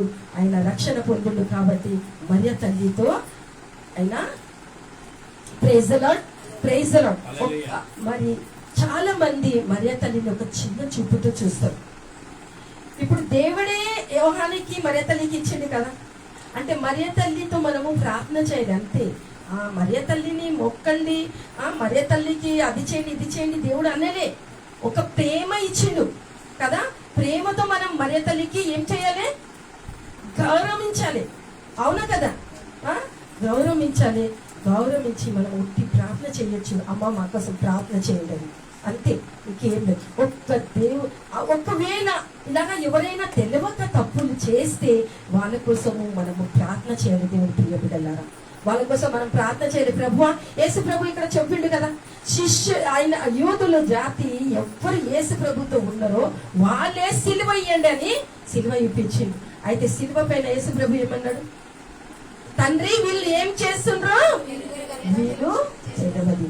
మొదటిగా వాక్యం అదే ఉంది కదా, తండ్రి వీళ్ళు ఏం చేస్తుండ్రో వీళ్ళకి తెలియదు, ఎరగరు, వీళ్ళని క్షమించమని. అదే విధంగా మనము కూడా ప్రార్థన చేయాలి. దేవుని ప్రియ బిడ్డలారా, ఎవరైనా తెలియక ఏదైనా చేస్తే ప్రభువా వాళ్ళని క్షమించి వాళ్ళని సత్యములో నడిపించమని మనము ప్రార్థన చేయాలి. కానీ ఎగతాళి చెయ్యొద్దు, చాలా తప్పు. ఎగతాళి చేస్తే ఆ పాపము, ఆ శాపము మన మీద వస్తుంది. Praise the lord, praise the Lord. Mariya తల్లి ఆ దూత మాటని స్వీకరించి, ఒకవేళ స్వీకరించకపోతే మన రక్షకుడు పుట్టకపోతుంది, అవునా కదా? ఎంత అవమానం వచ్చిందేమో మరియ తల్లికి, ఎంత నిందలు వచ్చి, ఎన్ని మాటలు వచ్చిందో. భర్త కూడా నేను ఈమెని విడిచేస్తా, ఈ అవమానం నాకు వద్దు అని అంటే అప్పుడు దూత ఆయన కళ్ళలో వచ్చి ఆమె పవిత్రాత్మ ద్వారా గర్భవతి అయింది, కానీ ఆమె ఏ పాపం చేయలేదు, ఆమెని నువ్వు వద్దు, ఆమెకి తోడుగా ఉండమని. అప్పుడు ఆయన కూడా అప్పుడు ఎప్పుడు మరి అక్కడ దూత ఏమంటాడు? నేను నీకు ఈ సువార్త చెప్తున్నాను, నీ సోదరి ఎలిజబెత్ కూడా ఇప్పుడు వృద్ధ వయసులో ఉంది కదా, ఆమె కూడా ఇప్పుడు 6వ నెల గర్భము ధరించి ఉన్నది అని అంటే, ఇప్పుడు ఏమంటే ఇక్కడ ఏమంటది మరియ తల్లి? నేను దేవునికి దాసురాలి అని అంటది కదా, నేను దేవుని దాసుని కదా. మరి ఎలిజబెత్ కూడా దేవునితో గర్భం ధరించి, నేను పోయి ఆమెకి సేవ చేయాలి అని అక్కడ పోయి ఆమె తన సోదరికి సేవ చేసినప్పుడు అక్కడ జకరీకి ఏమైంది? అక్కడ ఆ కుటుంబంలో ఒక శాపం వచ్చింది. ఏమని? దూత వచ్చి చెప్తుండు, నేను మీకు వృద్ధంగా ఉన్నారు, మీకు దేవుడు నీ ప్రార్థన విన్నాడు, మీకు ఒక కుమారు పుట్టబోతుంది. కానీ అక్కడ వాళ్ళు విశ్వసించకపోతే అక్కడ దూత ఏమన్నాడు? నీకు కుమారు పుట్టినంత వరకు నువ్వు గుడ్డిగా మూగవాడిగా నువ్వు ఉంటావని. కానీ ఎప్పుడు మరియ తల్లి పోయి అక్కడ సేవ చేసింది, ఆ యోహాన్ గారు పుట్టిన తర్వాత పేరు రాయడానికి చెప్తే అప్పుడు అక్కడ ఆయన నోరు తెరిచేసింది. ఎక్కడ మరియ తల్లి అడుగు పెట్టిందో అక్కడ అద్భుతం జరిగింది. కానా పెళ్లిలో కూడా మరియ తల్లి ఏం చేసింది? ఆయన ఏం చెప్తే మీరు అది చెయ్యండి అని విశ్వాసముతో కుమారుతో ప్రార్థన చేసింది. Praise the lord, praise the lord. అయితే మనము కూడా దేవుని ప్రియ బిడ్డలారా, మరియ తల్లి మనతో ఒకటే అంటుంది, ఆయన ఏం చెప్తాడో ఆయన ఆజ్ఞని మీరు పాటించండి. తండ్రి దేవుడు కూడా మనతో ఒకటే అన్నాడు, ఈయన నా ప్రియ కుమారుడు, ఈయన ఏం చెప్తుండు, ఈయన ఆజ్ఞని మీరు పాటించండి అని. దేవుని ప్రియ బిడ్డలారా, మరియ తల్లిని మనం గౌరవించాలి. ఇక్కడ మాట మరియ తల్లి. మరి ఇంకొకటి, ఈ లోకంలో ఎంతో బిడ్డలు తన తల్లికి వదిలేసి, ఒక తల్లి 4 కొడుకులు పిల్లల్ని సాదుతుంది, కానీ 4 పిల్లలు ఒక తల్లి నుంచి వెళ్ళకపోతున్నారు. Praise the lord, praise the lord. అయితే దేవుని ప్రియ బిడ్డలారా, మన తల్లిని మనం గౌరవించాలి. తల్లి ఏదైనా చేయని అంటము, ఈమె తల్లి, ఈమెకి తల్లి గుణమే లేదు, ఏమైనా చేయని. మన 9 నెలలు మన గర్భంలో మోసి మనకి జన్మమించి మనకు ఇంత పెద్దగా చేసింది, అది మనము మర్చిపోవద్దు. దేవుడు మన తల్లి చేతిలో మనకి ఇచ్చిండ్రని అది మర్చిపోక మన తండ్రిని మనం గౌరవించాలి. దేవుని ప్రియ బిడ్డలారా, మన తల్లిని ఎప్పుడు మనము చెయ్యొద్దు, వాళ్ళ మనసుని నొప్పి పెట్టద్దు. ఒక మనిషి ఒక యువకుడు ఒక యువతితో ప్రేమిస్తుడు. ప్రేమించి ఆమె అంటది, ఇదిగో నేను నీతో జీవించాలి అంటే, నేను నీతో పెళ్లి చేసుకోవాలంటే మీ అమ్మ గుండె నాకు కావాలని, మీ అమ్మ గుండె నాకు కావాలని. ఈ మురుపుడు ఏం చేస్తాడు? పోయి అమ్మని చంపి ఆ గుండె తీసుకొని వస్తాడు. పోతా పరిగెత్తుడు ఇంకా ఆ ప్రేమిక దగ్గర, ఏమంటాడు, ప్రియరాలు దగ్గర పోతుండే పరిగెత్తి పడిపోతాడు. కింద పడంగానే ఆ గుండె పడి గుండెలకి వెళ్ళి సప్పుడు వస్తుంది. బిడ్డ నీకు దెబ్బ తగిలిందా? చూసారా? అప్పుడు ఏడ్చాడు, అమ్మ నువ్వు ఇంతగా నన్ను ప్రేమిస్తున్నావా? నేను నిన్ను చంపేసినాను కదా.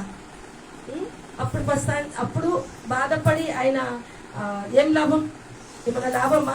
అదే విధంగా చాలా మంది తండ్రులు చనిపోయిన తర్వాత అప్పుడు ఏడుస్తారు, అయ్యో నా తల్లిని నేను మంచిగా చూడలేను కదా, అయ్యో నా తండ్రిని నేను మాట వినలేను కదా, వాళ్ళకు నేను బాధ పెట్టినను, వాళ్ళని ప్రేమించలేకపోయినాను అని బాధపడతారు. అప్పుడు బాధపడి ఏం లాభం? ఏం లాభం? జీవించినప్పుడే చక్కగా చూసుకోవాలి తండ్రిని అంటారు కదా. వెలుగున్నప్పుడే, వెలుతురున్నప్పుడే దీపము ఇల్లు చక్కగా పెట్టుకోవాలంట. Praise the lord, praise the lord. అయితే ఇక్కడ మరియ తల్లి ఎంత దీనత కలిగి తనకి తగ్గించుకొని ఉన్నదో, అంతగా మనం కూడా ఇక్కడ నేర్చుకున్న 3 మాటలు ఏమున్నదంటే, మనల్ని మనము తగ్గించుకోవాలి, తండ్రిని మనము గౌరవించాలి. ఒకవేళ మన తండ్రిని ఎవరైనా భాగ్యులు, మీకు తల్లిలో ఎవరైనా తల్లిదండ్రులు మీకు ఉన్నారంటే, మీకు ఇంకొక అవకాశం దేవుడు ఇస్తుండు. మీ తల్లిదండ్రులు మీరు మంచిగా చూసుకోండి. Praise the lord, praise the lord. అయితే దేవుడు అమ్మ తల్లి ఏమంటది? నేను దేవుని దూత అంటాడు, నువ్వు కృపా పాత్రుడు. ఏమంటది? నేను దేవుని దాసినని. దేవుని కృప లేక మనము వెళ్ళి చేయలేము. Praise the lord. దేవుని కృప మన మీద ఉండాలి. దేవుని ప్రియ బిడ్డ, హల్లెలూయా, హల్లెలూయా. ఈ 3వ మాటని స్వీకరించి మనలో ఒకవేళ తగ్గిపోతున్నాము. సమయం లేదు, లేకపోతే చాలా పెద్ద టాపిక్ ఉన్నది, మరి సమయం లేదు కాబట్టి నేను షార్ట్గా నేను చెప్పేశాను. మరి ఎప్పుడైనా కానీ ఇంకొక విషయము, మరియ తల్లి గురించి ఎవరేమన్నా అంటే కూడా మనము ఒక్క దేవుని సేవకురాలు, చూడండి దేవుని సేవ చేస్తుంది, ఇంత గొప్పగా అభిషేకం ఉన్నది.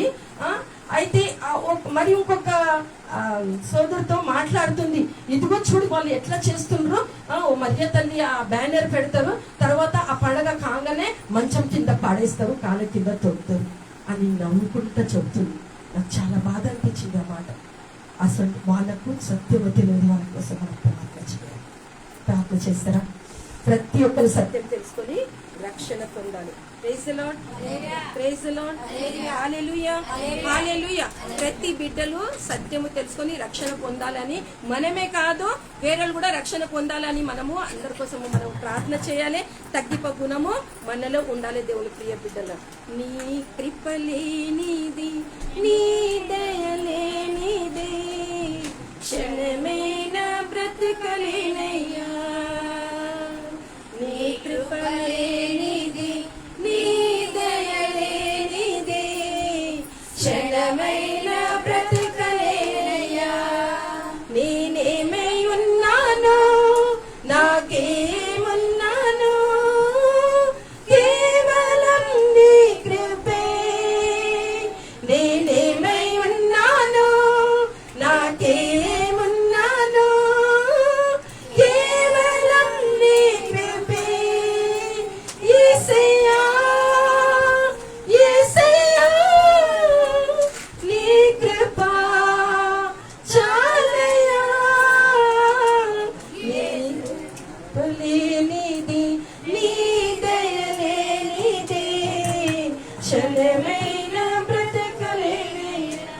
నాశనకరమైన ఘాతి నుండి నన్ను లేవలెత్తినది నీ కృప.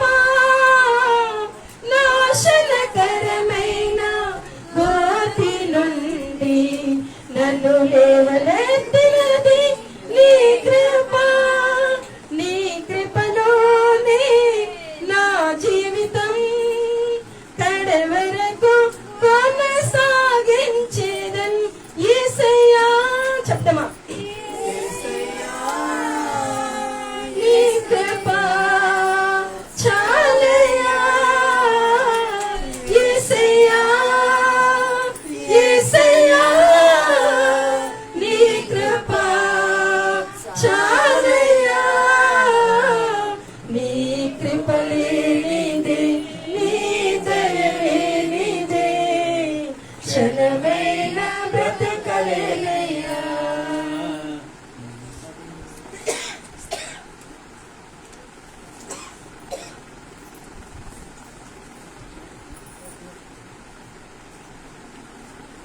తల్లిని తండ్రిని గౌరవించడం మన దేవుడు మనకి ఇచ్చిన ఒక గొప్ప వరం. నీ తల్లి నీ తండ్రి నీ వలన ఏడుస్తుంటే అది నీ జీవితానికి చాలా ప్రమాదకరం. అందుకని యేసు ప్రభువు మూడో మాటగా తన బాధ్యతని గుర్తు చేసుకొని తన కోసం అవమానాలు పడిన మరియ తల్లిని ఆయన జ్ఞాపకం చేసుకున్నారు. నీ కోసం తన గర్భాన్ని దానం చేసి ఎన్నో పస్తులు కూడా అమ్మ ఉందేమో, ఎంతో కాయ కష్టం చేసిందేమో, నేను బ్రతికించడానికి తను పాటలు పడ్డది.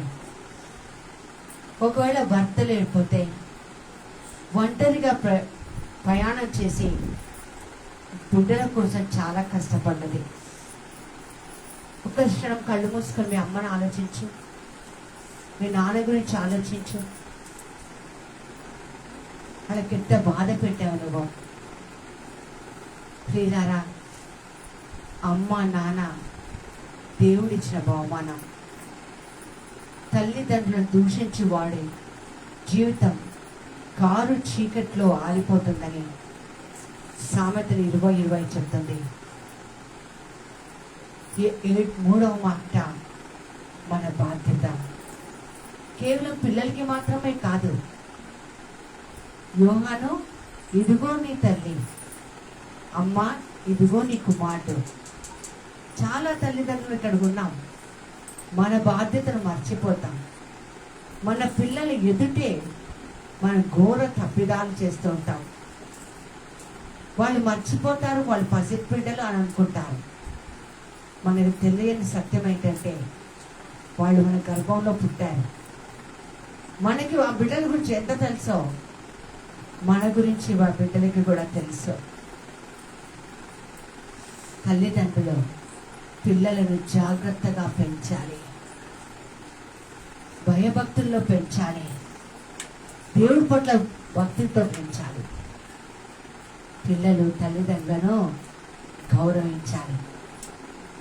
మా నాన్న చనిపోయినప్పుడు మా అమ్మ వయసు 39 సంవత్సరాలు, 42 సంవత్సరాలు విధవరాలుగా ఉండి మా 5గురిని పెంచి పెద్ద చేసి మాకు ఒక జీవితాన్ని ఇచ్చింది.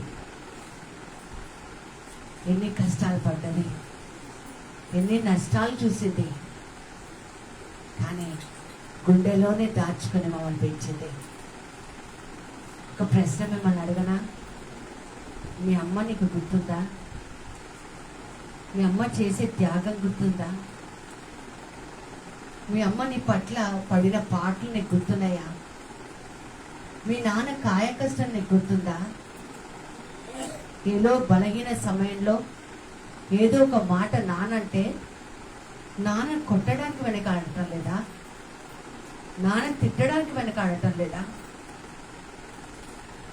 కారు చీకటిలో మన దీపం మారిపోతుంది. అమ్మ నాన్నని గౌరవించాలి. ఈ మాటే ఎందుకు పలకాలి పల్లో చివరి మాటగా? ఇందాక స్వామి చెప్పినట్టుగా చివరి మాటకి చాలా ప్రాధాన్యత. దేవుడు మనకి ఇచ్చిన మాట అదే. అందుకే అమ్మని గౌరవించాలి.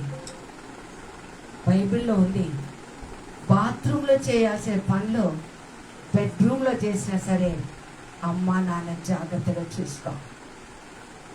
50 సంవత్సరాల తర్వాత తల్లిదండ్రుల ఆయుష్ పిల్లల చేతుల్లోకి వెళ్ళిపోతే నువ్వు మంచిగా చూసుకుంటే వాళ్ళు దీర్ఘాయుషుగా బతుకుతారు, లేకపోతే తప్పకుండా చచ్చిపోతారు.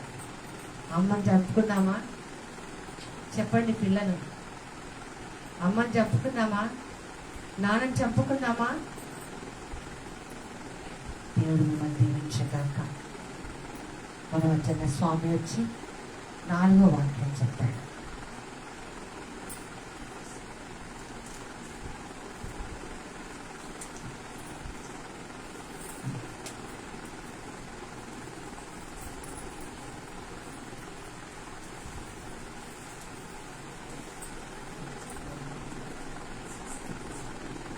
అందరూ కూడా పరిశుద్ధ గ్రంథాన్ని తెరిచి మత్తయి సువార్త 27వ అధ్యాయము 46వ వచనం. మత్తయి సువార్త 27వ అధ్యాయము 46వ వచనం. ఎవరైనా చదివి సహాయం చేస్తారా? ఇంచుమించు 3 గంటలప్పుడు ఉమ్, యేసు ఉమ్, ఏలి ఏలి లమా సబక్తాని అని బిగ్గరగా కేక వేశాడు. ఉమ్, ఆ మాటకు ఉమ్, నా దేవా ఉమ్, నా దేవా ఉమ్. నన్నెందుకు చెయ్యి విడిచితివని అర్థం. ఉమ్, చాలు. మళ్ళీ సార్ చదువుదాం. ఇంచుమించు 3 గంటలప్పుడు 3 గంటల సమయంలో దేవుడు ఏలి ఏలి లామా సబక్తా అని బిగ్గరగా ఆయన కేకేశాడంట. ఆ మాట అర్థమైందా? అది హిబ్రూ భాషలో అయినా, ఎందుకంటే ఆ టైంలో ఆయన హిబ్రూ కదా ఎక్కువ మాట్లాడింది. హిబ్రూ అని గ్రీక్ ప్రభు వచ్చు. హిబ్రూ భాషలో ఆయన పలికాడు. దానికి తెలుగులో అర్థమైంది తెలుసా? నా దేవా నా దేవా నన్నెందుకు చెయ్యి విడిచితివి. అర్థమైందా? యేసు ప్రభు వారు పుట్టినది మొదలుకొని ఆ క్షణం వరకు కూడా, ఆ మాట పలికే క్షణం వరకు కూడా తండ్రి సన్నిధి ఆయనని విడిచి పోలేదు. పైపెచ్చు ఆయన బాప్తిస్మం పొందినప్పుడు పరిశుద్ధాత్మ దేవుడు కూడా ఆయనకి సహాయకుడుగా వచ్చాడు. హల్లెలూయా. కాబట్టి ఆయన ఎల్లప్పుడూ తన తండ్రితో సంబంధాన్ని ఏర్పరచుకొని ఉన్నాడు ఈ లోకంలో. హల్లెలూయా. ఎందుకంటే ఆయన మనుష్య కుమారుడు. అర్థమైందా? ఆయనలో దైవత్వం ఉంది, మనిషి స్వభావాలు కూడా ఆయనలో ఉన్నాయి. కాబట్టి దైవత్వము, దేవుని సన్నిధి, తండ్రి సన్నిధి ఆయనతో ఎల్లప్పుడూ నిత్యం ఆయనతో ఉంది.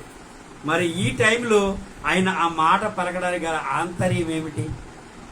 మరి ఆ క్షణం వరకు కూడా ఆయన తండ్రి సన్నిధి విడిచినట్టు కానీ, ఆయన తనతో లేనట్టు కానీ ఆయన ఎవరితో కూడా ఎప్పుడు కూడా చెప్పలేదు. మరి ఈ చివరి క్షణాల్లో మరి ఆ మాట యేసుప్రభు వారు పలకాలని, ఆ మాటలో ఉన్న ఆంతర్యం మనం గ్రహించాలి. ఇన్ని సంవత్సరాలు అంటే ఆయన ఎగ్జాక్ట్గా నెలలో రోజులు మనకు తెలియదు కానీ 33.5 సంవత్సరాలు ఆయన సిలువలో ఈ చివరి క్షణాల వరకు కూడా దేవుడు తనతో కూడా ఉన్నాడు. తండ్రి తనతో కూడా ఉన్నాడు. తన సన్నిధి ఎల్లప్పుడూ ఆయనతో ఉంది. ఈ సమయంలో ఎందుకు ఆ మాట యేసుప్రభు పలికాడంటే, దేవుడు తండ్రి తన సన్నిధిని కుమారుడి నుంచి వేరుపరిచాడు. ఎందు నిమిత్తం అంటే యేసుక్రీస్తు ప్రభువారు ఈ లోకానికి వచ్చిన పని ఏంటి తెలుసా? ఆయన వచ్చిన పని ఒకటే, ఈ ప్రజలను, ఈ లోకంలో ఉన్న ప్రతి ఒక్క జనాంగాన్ని, ప్రతి ఒక్క ప్రజలందరినీ కూడా వారి పాపముల నుంచి విడుదల చేసి తండ్రి సన్నిధిలోకి నడిపించడానికి, దేవుని సముఖమందు నిలబెట్టడానికి, నిత్య రాజ్యంలో ప్రవేశింపచేయడానికి ఆయన తన ప్రాణాన్ని ఇవ్వడానికి మాత్రమే లోకంలో వచ్చారు. ధర్మశాస్త్ర గ్రంథములు, ప్రవక్తలు అనేక మంది ప్రవచించినట్లుగా అన్ని ప్రవచనాలను నెరవేర్చి ఆయన ఇప్పుడు చివరి క్షణంలో తన ప్రాణం పోగొట్టుకునే సమయంలో పలుకుతున్న 4వ మాట, దేవా నా దేవా ఏల నన్ను చెయ్యి విడిచితివి, నా చెయ్యి ఎందుకు విడిచావు, నన్ను ఎలా విడనాడితివి అని ఆయన పలుకుతున్నాడు. కాబట్టి ఎందుకు పలకాల్సి వచ్చిందంటే, మన పాప భారము ఆయన మీద మోపబడింది. మన ఇన్ని కోట్ల మంది ప్రజల యొక్క పాపం అంతా కూడా ఆయన మీద మోపుకున్నప్పటికీ ఆయన ఒక శాపగ్రస్తుడు అయిపోయాడు. పాపికి దేవుడు విముఖుడు. పాపి ప్రార్థన ఆయన ఆలకించలేడు. కానీ పశ్చాత్తాపం, మారు మనసు పొందిన తర్వాత, మనం పాప క్షమాపణ పొందుకున్న తర్వాత మనం చేసే ప్రార్థన ఆయన సన్నిధికి వెళుతుంది. ఖచ్చితంగా ఆలకిస్తాడు. ఈ సమయంలో ఆయన ఎలా మనందరి పాపం ఆయన మీద పడేటప్పటికి దేవునికి కుమారుడికి మధ్యలో ఒక అడ్డుగోడ వచ్చేసింది. కాబట్టి దేవుడు ఆ పాపాన్ని అయితే పట్టుకోలేడు. కాబట్టి ఆయన చేయి వినాల్సి వచ్చింది. కీర్తన గ్రంథము, కీర్తనకారుడు దావీదు గారు రాసిన పత్రిక కీర్తనలు 22వ అధ్యాయము 1వ వచనం చదవండమ్మా.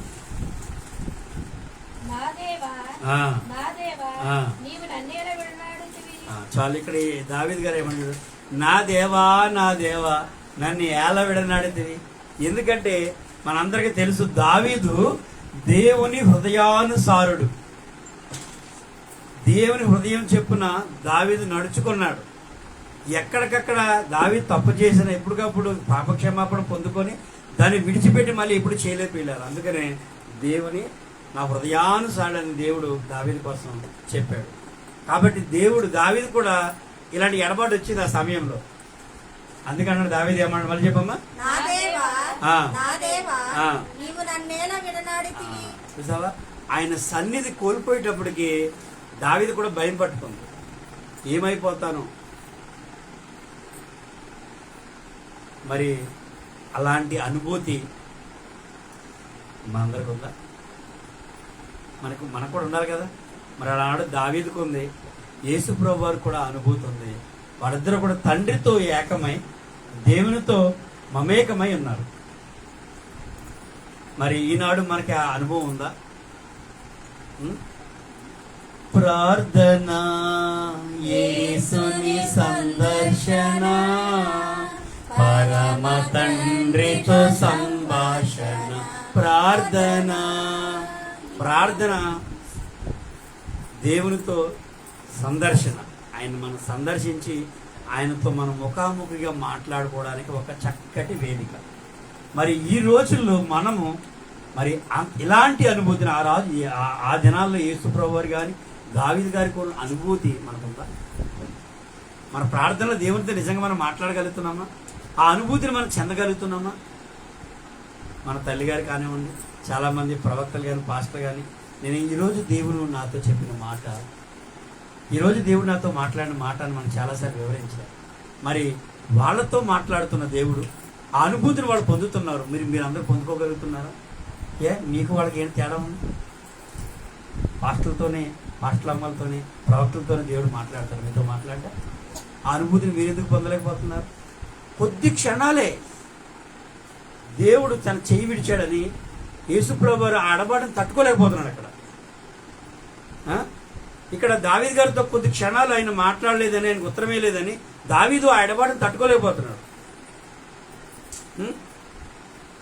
పిల్లలు, చిన్నపిల్లలను బయటికి వెళ్తే చిన్నపిల్లలు తల్లిదండ్రులు విడిచి ఉండగలరు అసలు? చిన్నపిల్లలు కొద్ది క్షణాలు, ఇప్పుడు చిన్నపిల్లలు పుడతారు 1, 2, 3 సంవత్సరాల పిల్లలు, ఆ తల్లి కొంచెం దూరం వెళ్ళగానే కేవో అని ఏడుతుంది. ఎందుకని? ఆ తల్లి ఎడబాటు ఆ బిడ్డ తట్టుకోలేదు, విడిచి ఉండలేదు. వేరే వాళ్ళు ఎవరు తీసుకుని ఆగదు, మరి తల్లి తీసుకుంటేనే ఆ ఏడుపు ఆగుతుంది. ఎందుకని? ఆ ఎడబాటు అనుభూతి, ఆ స్పర్శ, మరి అది మీకు ఉందా? ఈరోజు మీరు అందరూ ప్రశ్నించుకోవాలి. యెషయా గ్రంథం 53వ అధ్యాయం 10వ వచనం. యెషయా గ్రంథము 53వ అధ్యాయము 10వ వచనము. అతడు ఉమ్. నలగబడుటకు ఆ. యెహోవాకు ఇష్టమాయను, ఆయన ఆయన అతనికి వ్యాధి కలుగజేసెను. అతడు తను తానే అపరాధ పరిహారార్థ బలి చేయగా అతని సంతానము చూచును. అతడు దీర్ఘాయుష్మంతుడగును. యెహోవా ఉద్దేశం అతని వలన సఫలమగును. ఇక్కడ తండ్రి దేవుడు యేసుప్రభువు వారు నలగగొట్టబడడం ఇష్టమైంది. ఎందుకని? వీరందరూ కూడా, ఈ జనాంగం అంతా కూడా ఈ పాపాన్ని నుంచి విడుదల పొందాలి, ఈ పాప జీవితాన్ని నుంచి విడుదల పొందాలి. కాబట్టి తన సొంత కుమారుణ్ణి, ఎప్పుడు కూడా తన విడిచిపెట్టి ఉండని కుమారుణ్ణి మన కోసం ఆయన భూలోకాన్ని పంపించాడు. మన కోసం ఆయన నలగొట్టబడ్డాడు. ప్రియులారా, మీరు గ్రహించారో లేదో, యేసుప్రభువు వారు వాళ్ళకి యూదులకు అప్పగించబడిన తర్వాత ఆయన పిలాతు ఆయన శిక్షించాడు. శిక్షించినప్పుడే నాకు తెలిసి మ్యాక్సిమం 90-95% రక్తం అంతా అక్కడే పోయింది. తెలుసా? మ్యాక్సిమం రక్తం అంతా వాళ్ళు కొట్టినప్పుడే కారిపోయింది. అంతలా ఆయన వేదన చెందాడు. మనలో 14% ఉంది, 15% ఉంది, 10%, 8%. బాబు రక్తం తక్కువైపోతే రక్తం ఎక్కించుకోవాలి, రక్తం తక్కువైపోతే రక్తం ఎక్కించుకోవాలి. లేకపోతే కళ్ళు ఉబ్బిపోతాయి, ముఖం ఉబ్బిపోతాయి, కాళ్ళు చేతులు లాగేస్తాయి, నడవలు అడుగు పడదు, ఆయాసం వచ్చేస్తుంది కొంచెం రక్తం తక్కువైతే. ఆయన 90% ఆఫ్ బ్లడ్ అక్కడ ఆయన శిక్షించినప్పుడు ఆయన కారిపోయింది. తెలుసా? 10% బ్లడ్తోనే పిలాతు ముందు నిల్చున్నాడు. మిగతా 10% ఎక్కడ కారిపోయింది? శిలువ మీద మేకలు కొట్టినప్పుడు, ఆయన బల్యంతో పొడిచినప్పుడు మిగతాది కూడా కారిపోయి, తర్వాత ఇంకా బాడీలో రక్తం పోతే ఇంకేముంటుంది? వాటరే, నీళ్లు కారే. రక్తము నీరు కారిందని ఉంది కదా బైబిల్లో, అర్థమైందా? ఆ 10% అక్కడ కారిపోయింది. 90 నుంచి ఇక్కడ ఏది అపరాధిగా తీర్పు చెందుతున్నప్పుడే ఆయన కార్ చేశాడు. అలాగా తండ్రి దేవునికి ఇష్టమైంది. హల్లెలూయా. ఆ ఉద్దేశం దేనికి తెలుసా? యేసు ప్రభువు వారి ద్వారా తండ్రి ఉద్దేశం సఫలమవుతుంది. కాబట్టి ఆయన తన చేయుని ఆ పాపంగా, మన పాపమంతా ఆయన భరించినప్పుడు తన చేయి విడిచాడు. ఆ కొద్దిపాటి ఎడబాటును కూడా ఆయన తట్టుకోలేకపోయాడు. హల్లెలూయా. కాబట్టి ఈనాడు మనందరం కూడా ప్రార్థన ద్వారా ఆ యొక్క సహవాసాన్ని, సన్నిధిని మనం కూడా ఆయనతో పొందుపరుచుకొని ఉండాలి. అందుకని తండ్రి దేవుడికి మనందరం కూడా ఏకాంత ప్రార్థన, ఎందుకంటే ఇక్కడ ఉపవాస ప్రార్థనలు జరిగితే, ప్రత్యేక ప్రార్థనలు జరిగితే, అనేక ప్రార్థనలు మరి ప్రార్థన చేస్తున్నా కానీ ఆయన అందరికి నాకు తెలిసి ఉందో లేదో అని నేను జడ్జి చేయను, కానీ ఆ అనుభూతిని మీరందరూ కూడా పొందుకోవాలని మాత్రం నేను చెప్తున్నాను. హల్లెలూయా. దావీదుకి ఎలాగైతే తండ్రి దేవుడితో ఆ అనుబంధం ఏర్పడిపోయిందో, యేసుప్రభువు ఎలాగైతే తండ్రి దేవుడితో అనుబంధాన్ని ఏర్పరచుకున్నాడో, ఆ కొద్దిపాటి ఎడబాటును కూడా తట్టుకోలేని అనుభూతి ఎలాగైతే ఉందో, ఈరోజు మనం కూడా తండ్రి దేవుడి ఆ అనుభూతిని కలిగి ఉంటాం. హల్లెలూయా. దేవుడి కొద్ది మాటలు దీవించును గాక.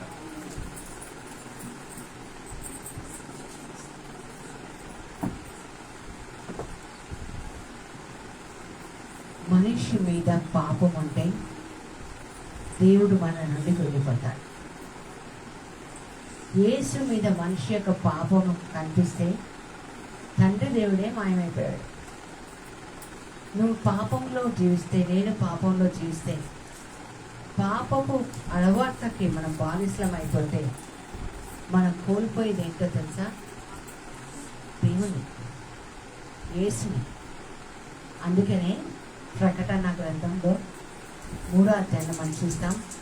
ఆయన ద్వారం వద్ద నిలబడి తలుపు కొడుతున్నాడు. మనలో ఉన్న దేవుడు బయటికి వెళ్ళిపోతాడు మనలో పాపం ఉంటే.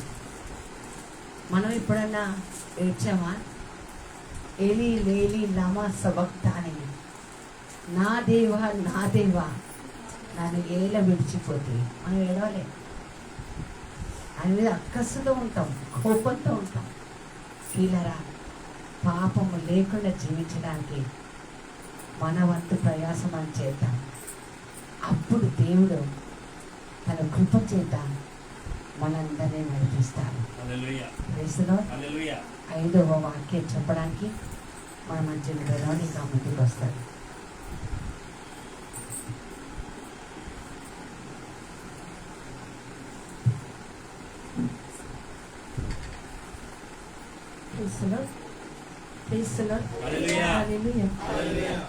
యోహాను స్వార్త 19:28.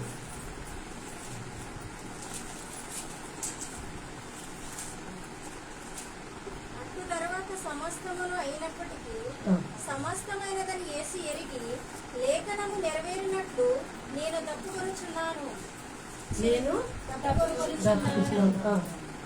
శరపతో నిండి ఉన్న ఒక పాత్రను అక్కడ పెట్టి ఉండేది కనుక వారు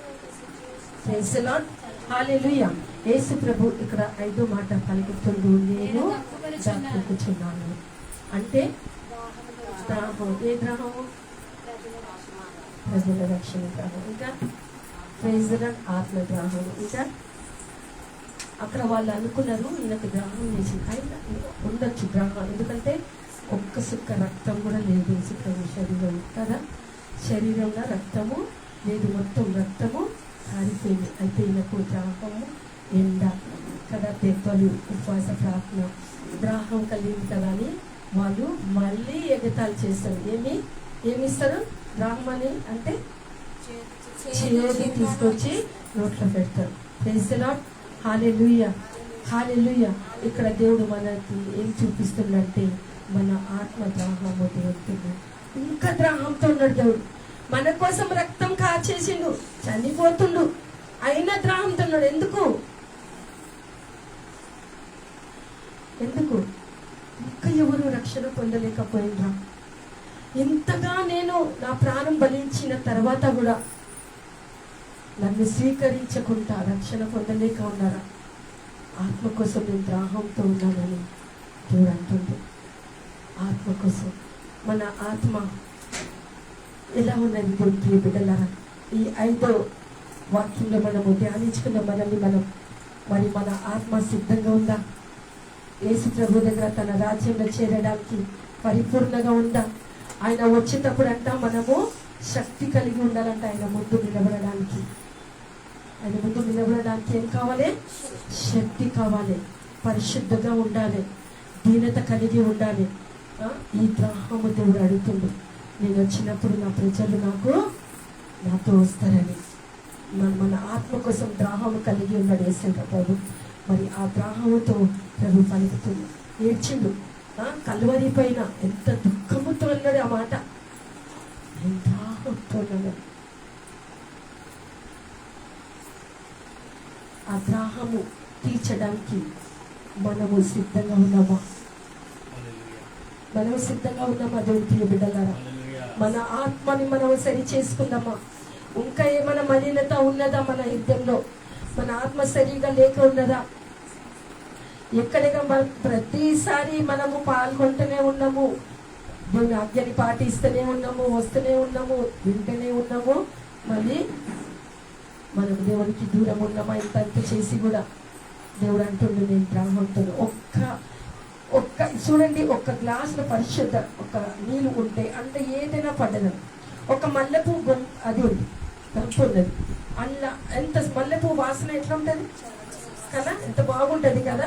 చాలా మంది ఇంట్లో సువాసన ఉండాలని మల్లెపూ తెచ్చి పెట్టుకుంటారు కదా.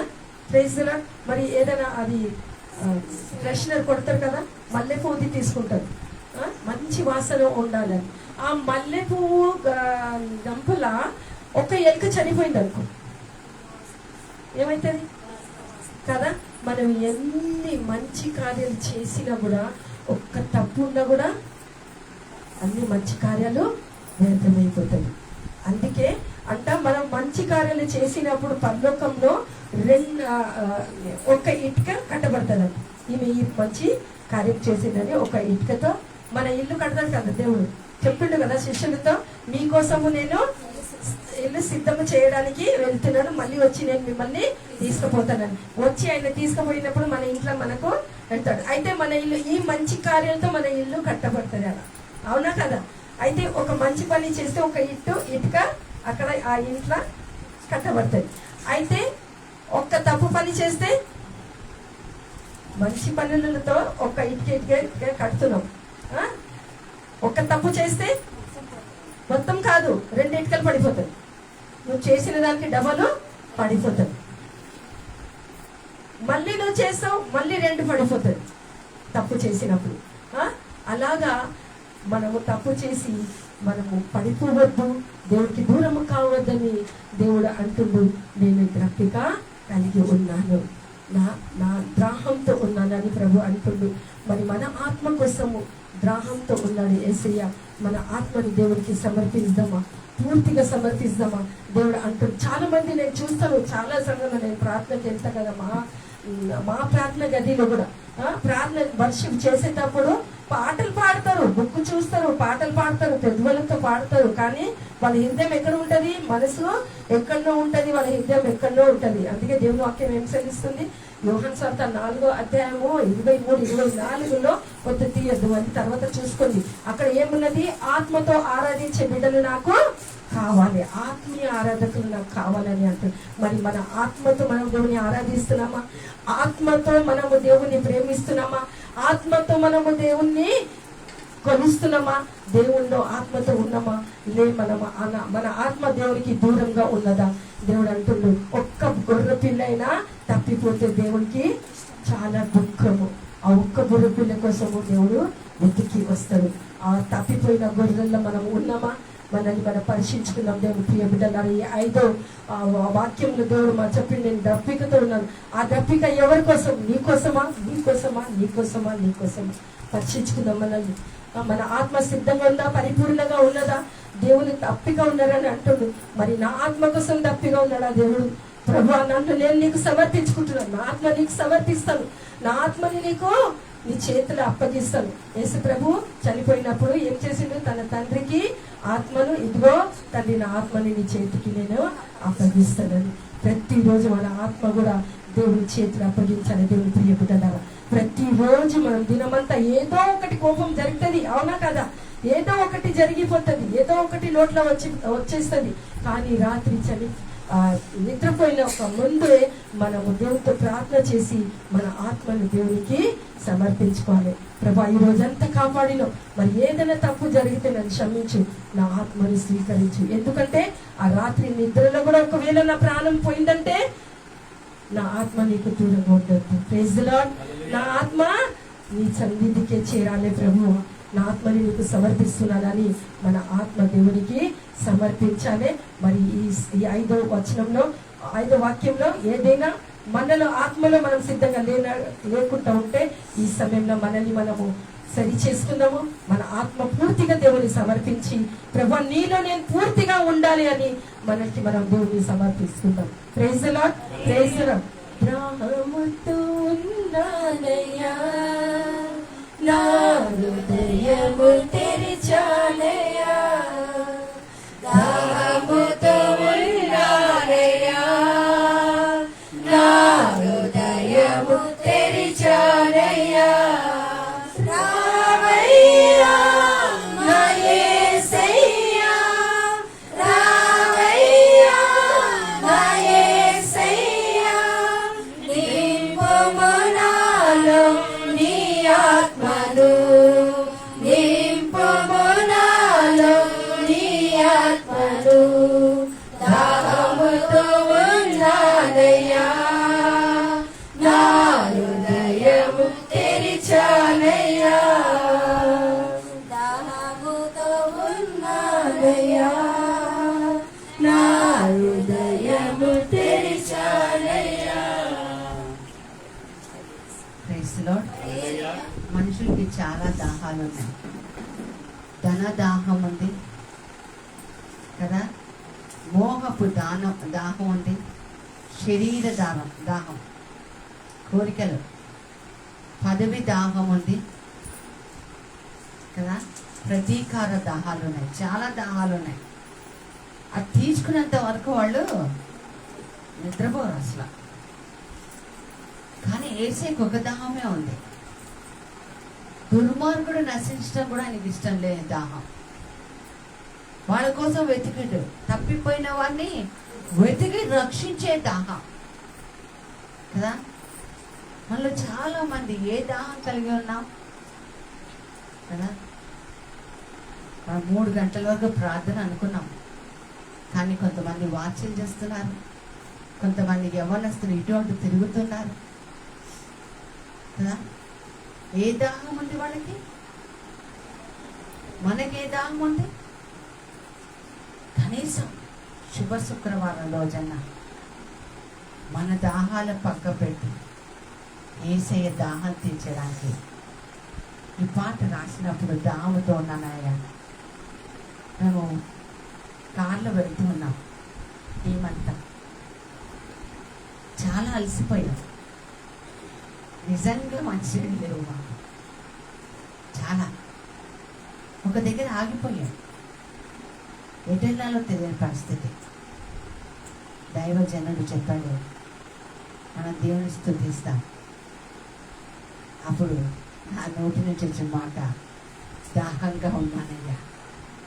ఒక్క మాటతో ఒక పాట రాయడం జరిగింది. దేవుడికి మహిమ కలుగుతుంది. ఈరోజు నీకు ఏ దాహం ఉందమ్మా? ఏ దాహం ఉంది? తప్పిక కొన్న వాళ్ళు ఖచ్చితంగా నీళ్లు తాగిన దాకా దాహం తీరదు, అవునా కదా? జ్యూసులు తాగినా, కొబ్బరి నీళ్ళు తాగినా, ఏ తాగినా మంచినీళ్ళు తాగితేనే దాహం. అలాగే లోకంలో ధనదాహం ఉంటే ఇంకా వేరే ఏమి తీర్చబడిన డబ్బు కోసం ఏ గడ్డైనా ఇలా. ఈరోజు ఏ దాహంతో ఉన్నావో నీ ఆత్మ పరిశీలన చేసుకో. Praise the Lord. హల్లెలూయా.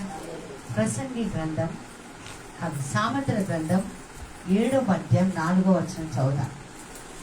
సామెతల గ్రంథం 7వ అధ్యాయం 4వ వచనం. జ్ఞానముతో సామెతల గ్రంథం చదువుతున్నాము 7 4వ వచనం. జ్ఞానముతో నీవు నాకు అక్కవనియు, తెలివితో నీవు నాకు చెలికత్తివనియు చెప్పుము. సామెతల గ్రంథం 7న సుగంధ తైలము కంటే మంచి పేరు తెచ్చుకోనట చాలా మంచిది. ప్రసంగి 7 చూడండి. సుగంధ తైలము కంటే మంచి పేరు తెచ్చుకోనట చాలా మంచిది. Praise the Lord. Hallelujah. Hallelujah. Prakash, మన మధ్యలో ప్రకాష్ ఉన్నాడు కదా, మీకు అందరికి తెలుసా ప్రకాష్? ప్రకాష్ 10th క్లాస్ చదివేశాడు. ఓకే, అయిపోయింది కదా, 10th అయిపోయింది కదా ప్రకాష్. మళ్ళీ ప్రకాష్ 10th క్లాస్ కూర్చోబెడదామా? అయిపోయింది కదా కదా, అవునా కదమ్మా కదా? ఇంటర్మీడియట్ చదివేశాడు, ఇంటర్ అయిపోయింది, మళ్ళీ ఇంటర్ చదివిద్దామా? లేదా? అయిపోయిన దాన్ని మళ్ళీ చదివించాము, అయిపోయిన దాన్ని తిరిగి మళ్ళీ ప్రారంభించకూడదు. 6వ వాక్యమే దేవుడు చెప్పిన మాట, సమాప్తమైనది, నేను పూర్తి చేసేసాను. మళ్ళీ నువ్వు ఎందుకయ్యా ఓపెన్ చేస్తా ఉంటాను? నీ పాపానికి సమాప్తం పలికాను, నీ కోపానికి సమాప్తం పలికాను, నీ చెడుకి సమాప్తం పలికాను, నీ పేదరికానికి సమాప్తం పలికాను, నీ జీవితానికే నూతన సృష్టి ఇవ్వడానికి పాత జీవితాన్ని సమాప్తం పలికాను. మనం ఏం చేస్తున్నాం? ఆయన సమాప్తం అని పలికితే దాన్ని మనం వెళ్ళి తీసి కదా మళ్ళీ పునః ప్రారంభిస్తున్నాం. అందుకనే హెబ్రీ పత్రిక 10:26లో ఒక మాట ఉంటుంది, చదవమ్మా. హెబ్రీ పత్రిక 10:26. బయట ఉన్న వాళ్ళు జాగ్రత్తగా వాక్యాన్ని వినండి, జాగ్రత్తగా. హెబ్రీ పత్రిక 10వ అధ్యాయం 26వ వచనం. మనము సత్యము గురించి అనుభవ జ్ఞానము పొందిన తర్వాత బుద్ధిపూర్వకంగా పాపము చేసిన ఎడల పాపమునకు బలిది ఇంకా లేదు, బలి మరొకటి లేదు. దేవుడు సమాప్తం అని చెప్పిందాన్ని. ఆయన సమాప్తం అని పలికినప్పుడు ఏం జరిగింది? దేవాలయపు తర రెండుగా చిరిగెను. గొర్రెలు వేరు, మేకలు వేరు, మంచోళ్ళు వేరు, చెడ్డోళ్ళు వేరు, విశ్వాసులు వేరు, అవిశ్వాసులు వేరు, భక్తులు వేరు, లోకస్తులు వేరు. సపరేట్ చేసి పడేశాడు అంతే. వన్స్ ఫర్ ఆల్ అయిపోయింది. ఆయన సమాప్తం అని చెప్పాడు. యోహాను 17:4 నాకు చాలా నచ్చిన మాట ఉంటుంది. యేసు ప్రభు వారు మాట్లాడుతున్నారు తండ్రితో. యోహాను 17:4 ఒకసారి చదువుదాం.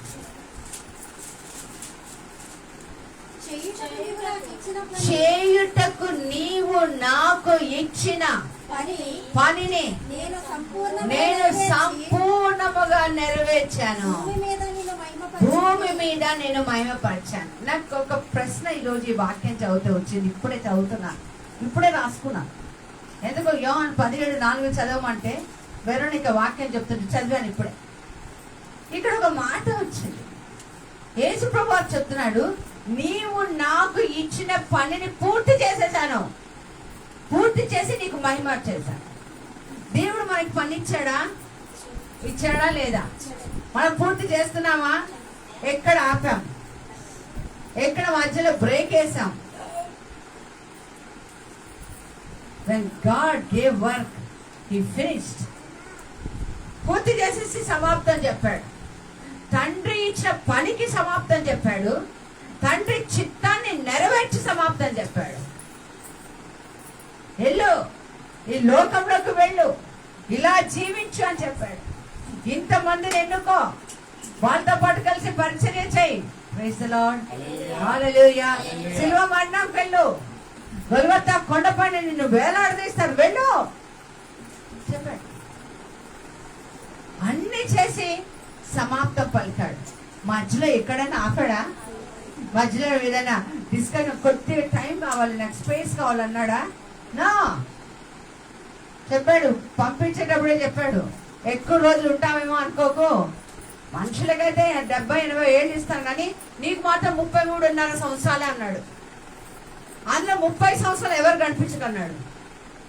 3.5 సంవత్సరాల పరిచయం పర్ఫెక్ట్ గా చేసి సమాప్తం అని పలికాడు. ప్రియులారా, యేసయ్య నీ దేవుడైతే, ఈరోజు నేను ఉదయం నుండి చెప్పేది ఇదే మాట. యేసయ్య నీ దేవుడైతే, యేసయ్యని ఒక్కడి నేను దేవుడుగా కొలుస్తున్నట్లయితే పాపానికి సమాప్తం పలకాలి. బలహీనమండి, మట్టి వారమండి కదా, పాపం చేసి మళ్ళీ పాటలు పాడుకుంటామండి, కుదరదు. ఒక తప్పు ఇదివరకు నువ్వు చేసావు అంటే దాన్ని మళ్ళీ వెళ్తే, బైబిల్ ఒక మాట ఇక్కడ ఉంది, కుక్క దాని కక్కిన కూటికే తిరిగి వెళ్తుందట. కుక్క దాని కక్కిన కూటికే తిరిగి వెళ్తుందని బైబిల్ చెప్తుంది. పిల్లరా, ఈరోజు అర్థం చేసుకోండి, మన దేవుడు సమాప్తం అని చెప్పింది. నీ రోత జీవితం, మన పాప జీవితం కదా, మనం ఇంకా పాపము చేస్తుండగానే ఆయన మన కోసము శిలువ మరణం పొంది. అందుకనే కొరింథీ పత్రిక 1:18 ఉంటాయి కదా, కొంతమందికి అర్థం కాదంట శిలువ మరణం. శిలువ గురించిన జ్ఞానం కొంతమందికి అర్థరహితంగా ఉంటుందట, వెర్రితనంగా ఉంటుందట.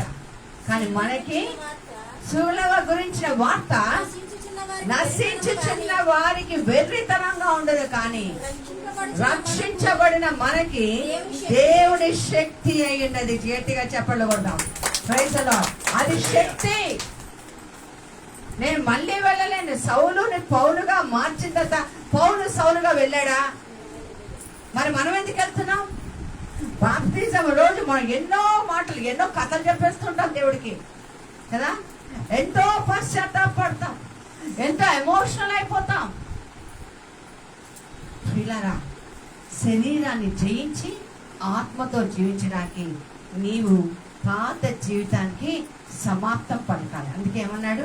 కొరింథీ పత్రిక 5:17, 2 కొరింథీ 5:17లో ఎవరైనా సరే యేసుక్రీస్తునందుంటే వాళ్ళు నూతన సృష్టి, పాతవి పోయాయి, కొత్తవి ఈ గుడ్ ఫ్రైడే రోజు నుంచి కొత్తవి ప్రారంభం అగునుగాక. పాతవన్నీ పోయి కొత్తవి.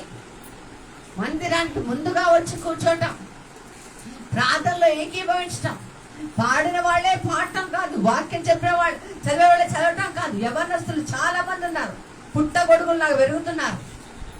ముసలాళ్ళు ఇంకా ముసలాళ్ళు అయిపోతున్నారు, అయినా వాళ్ళే చదువుతున్నారు.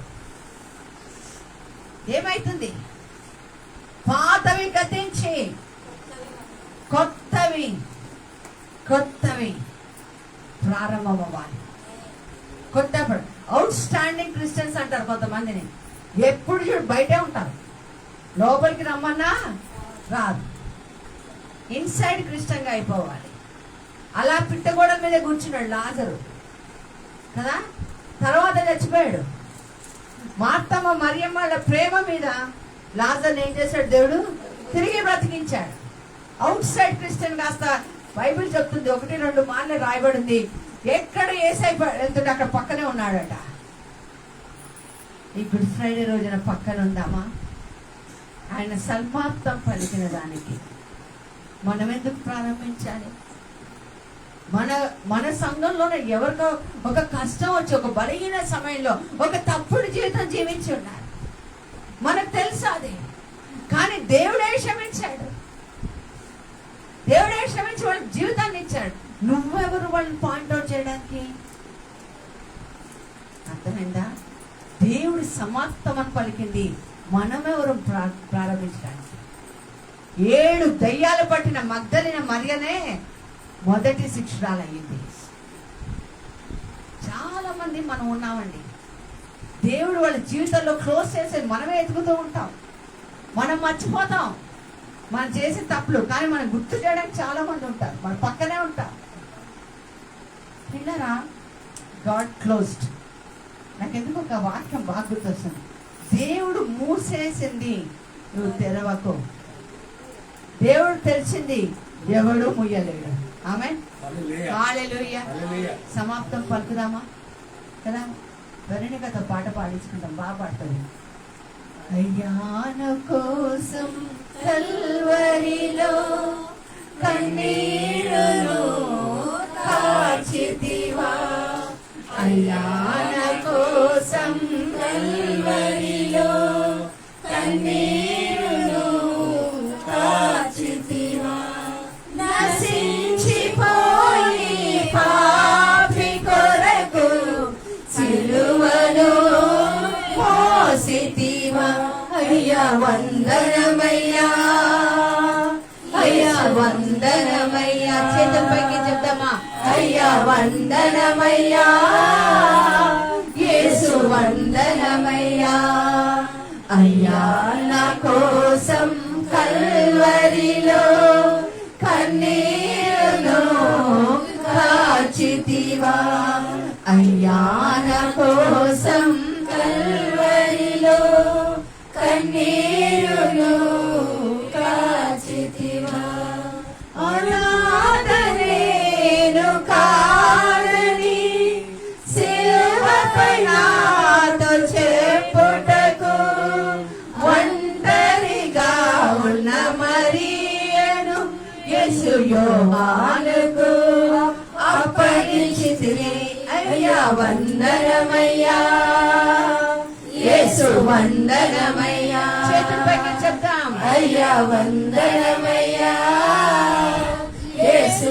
వందనమయ్యా, అయ్యా నా కోసం కల్వరిలో కన్నీరును కార్చితివా, అయ్యా నా కోసం కల్వరిలో కన్నీరును కార్చితివా, పడిపోయి ఉన్న వేళలో నా చేయి పట్టి లేపుటకు గొల్గొతా కొండపై పడిపోయిన యేసు నా కోసం తిరిగి లేచితివి, అయ్యా వందనమయ్యా, యేసు వందనమయ్యా, అయ్యా వందనమయ్యా, యేసు వందనమయ్యా. అయ్యా నా కోసం కల్వరిలో కన్నీరులో కార్చితివా, అయ్యా నా కోసం కల్వరిలో కన్నీరులో కార్చితివా. పడిపోయి ఉన్న వేళలో నా చేయి పట్టి లేపుటకు గొల్గొతా కొండపై పడిపోయిన యేసు నా కోసం తిరిగి లేచితివా. అయ్యా వందనమయ్యా, యేసు వందనమయ్యా, అయ్యా వందనమయ్యా, యేసు వందనమయ్యా. Praise the Lord. హల్లెలూయా. ఇక నుండైనా ఇది మొదలుకొనైనా మన జీవితంలో దేవుడికి సమర్పించుకొని పశ్చాత్తాపపడింది దేవుడి దగ్గర మనం మన్నింపు కోరిన పాయింట్స్ అన్నీ కూడా మళ్ళీ తిరిగి పునఃప్రారంభించకుండా మనం ప్రయత్నం చేయాలి. Praise the lord. ఈ రోజు నుంచి మన జీవితంలో ఒక గొప్ప మార్పు వచ్చిన గాక. Praise the Lord. హల్లెలూయా. అది దృఢ నిశ్చయం మనం తీసుకోవాలి, దేవుళ్ళ తీసుకోవాలి. ఒకప్పటి పాపినే, ఒకప్పుడు ఇలాంటి చెడు అలవాట్లే ఉన్నాయి, కానీ ఇప్పుడు యేసయ్య నన్ను తాకాడు. Praise the lord. 33.5 సంవత్సరాలు, 3.5 సంవత్సరాల పరిచర్య. చాలా సమయం ఉందనుకుంటారు కొంతమంది, ఇంకా చాలా రోజులు బ్రతుకుతాను అనుకుంటారు కొంతమంది. గొప్ప గొప్ప సేవకులే పుట్టుక్కల లేసి వెళ్ళిపోతున్నారు. మనం ఎంత ఈ రాత్రికే దేవుడిని ప్రాణం అడిగితే ఎక్కడికి వెళ్తాం చెప్పండి. Praise the Lord. హల్లెలూయా. 6వ మాట సమాప్తమైనది. ఈరోజు ఒక సేవకురాలుగా చెప్తున్నా, నీ దుఃఖ దినములు సమాప్తమైనది, నీ పాప జీవితము సమాప్తమైనది, నూతన కార్యాలు నీ జీవితంలో ప్రారంభమయ్యే దినమే ఈరోజు. Praise the Lord. Hallelujah. Hallelujah. చాలు చాలు, ఇంతకంటే ఎక్కువ వద్దు. సమాప్తం పలుకుదామా? కొంతమంది అంటారు ఎప్పుడో ఎవరో ఒక మాట, ఒక తోటి కొడాలో ఒక తోడబుట్టిన వాళ్ళు ఒక మాట అంటారు, గుండెల్లోనే పెట్టుకొని బ్లాక్మెయిల్ చేస్తూ ఉంటారు. జాగ్రత్త, పనిలోకి ఎంట్రీయే కావు. Praise the lord. వెళ్దామా వద్దా చెప్పాలి, వెళ్దామా వద్దా? పక్కన వాళ్ళకి చెప్పండి, నేను వెళ్తున్న పనిలోకానికి, నువ్వు కూడా రా ప్లీజ్, మన ఇద్దరం కలిసి వెళ్దాం పనిలోకానికి.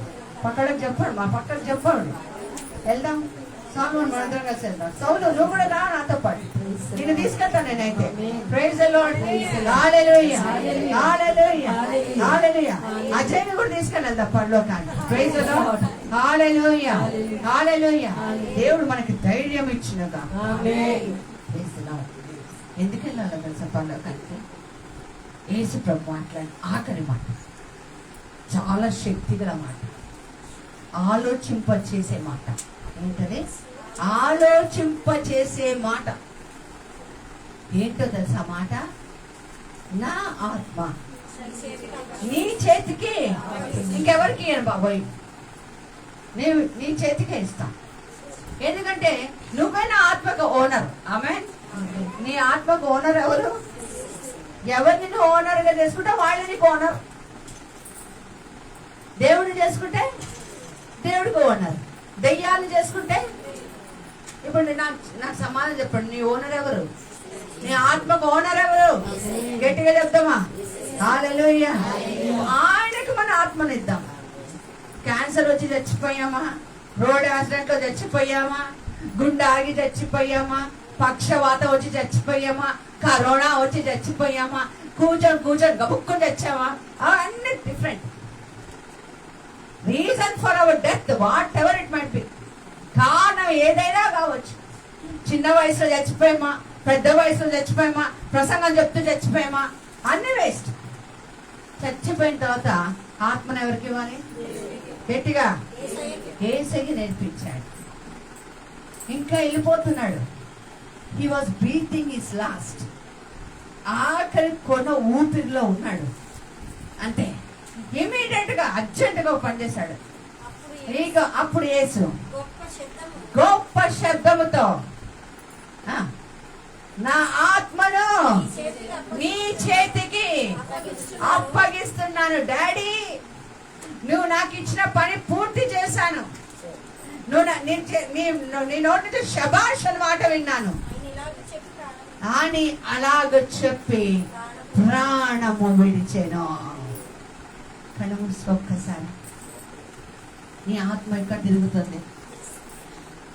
మట్టి నుండి వచ్చిన ఈ శరీరము మట్టిలోనే కలవాలి. స్వామిని విచ్చిన ఈ ఆత్మ తిరిగి నీ చెంతకు చేరాలి.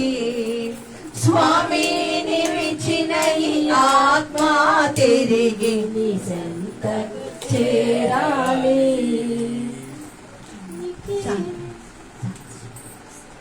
నీకే చేరాలి ఆత్మ. నీ ఆత్మకి బదులుగా నేనేమి ఇవ్వాలి ప్రభా? శరీరంతో బ్రతికితే నాశనమే. శరీర కార్యాలు స్పష్టమే, జారత్వము.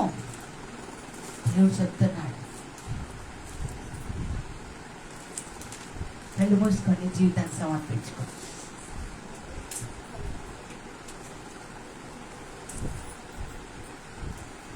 శరీర కార్యములు స్పష్టమై ఉన్నవి. అవి ఏమనగా జారత్వము. నీలో జారత్వం ఉందా? తప్పుడు జీవితంలో జీవిస్తున్నావా? అపవిత్రత, పవిత్రత లేకుండా ఉన్నావా? కాముకత్వము, సెల్ ఫోన్లో అశ్లీల చిత్రాలు చూస్తున్నావా? భయంకరమైన కామేచ్ఛలతో బ్రతుకుతున్నావా? కాముకత్వము, విగ్రహారాధన. నీ ఉద్యోగమే, నీ వ్యాపారమే, నీ జీవితమే, నీ మొండితనమే ఒక విగ్రహముగా ఉందా? అభిచారము, ద్వేషము, కలహము, ఊరికనే ఒకరితో గొడవపడే తత్వము, ఒకరిని ద్వేషించే తత్వము నీలో ఉందా? కక్షలు, భేదములు, అసూయలు, అల్లరితో కూడిన ఆట పాటలు. సమయం దొరికితే చాలు ముచ్చట్లాడుకోవాలి. అల్లరితో కూడిన ఆట పాటలు. ప్రియులారా, ఈ సమయంలో ప్రభు చెప్తున్నారు, అట్టి వారు దేవుని రాజ్యం స్వతంత్రించుకొనరని మీతో చెప్తున్నాను. చేతులు పైకెత్తి శరీర కార్యాలన్నింటినీ ప్రభుకు సమర్పించుకో. నీకు ఇష్టమైతే మోకరించు, లేదా నిలబడు. శరీర కార్యములు నాలో ఉన్నాయి ప్రభా. నాలో ఇంకా కోపం, పగలున్నాయి, ద్వేషాలు ఉన్నాయి, ప్రతీకారాలు ఉన్నాయి, అహంకారం ఉంది, మన్నించలేని తత్వం ఉంది. నాయనా దేవుడికి సమర్పించుకో. శరీర కార్యాలు రా నుండి తీసివేసే ప్రభా. నీకేనే సొంతం, నీవే నా సర్వం, నిదరికే చేరాలి. నీవేనే సొంతం, నీవే నా సర్వం, నిదరికే చేరాలి. ఆత్మకు బదులుగా ఏమివ్వగలను? ఆత్మకు బదులుగా ఏమివ్వగలను? ఎరిగించు నా స్వామి, నీవే ఎరిగించు నా స్వామి. మట్టి నుండి వచ్చిన ఈ శరీరము మట్టిలోనే కలవాలి. స్వామిని విడిచిన ఈ ఆత్మ తిరిగి నీ చెంతకు చేరాలి. నీ చెంతకు చేరాలి. అలాగే కళ్ళు మూసుకొని దేవుని ఆత్మ ఫలాలు ఏమనగా ప్రేమని నీ హృదయంలో నింపుకో, సంతోషాన్ని, సమాధానాన్ని, దీర్ఘశాంతము, ఓర్పుతో ఉండటం, దయాళత్వము, మంచితనము, విశ్వాసము, సాత్వికత, ఆశా నిగ్రహము, ఇవి నింపుకొని హృదయంలో. 7వ మాట, తండ్రి నీ చేతికి నా ఆత్మను అప్పచెప్తున్నాను. 2 చేతులు పైకెత్తుతావా? నీ ఆత్మ, శరీర, ప్రాణము, సమస్త వ్యక్తిత్వము ఆయన రాకడ సమయంలో దోషరహితంగా ఉండను కాక. ప్రభా, నా ఆత్మను నీకు అప్పచెప్తున్నాను, నా ఆత్మను మీకు అప్పచెప్తున్నాను. ప్రభు సన్నిధిలో నీ జీవితాన్ని సమర్పించుకొని ప్రార్థన చేసుకో. అలాంటి కృప దేవుడు మనకి దయచేయను గాక.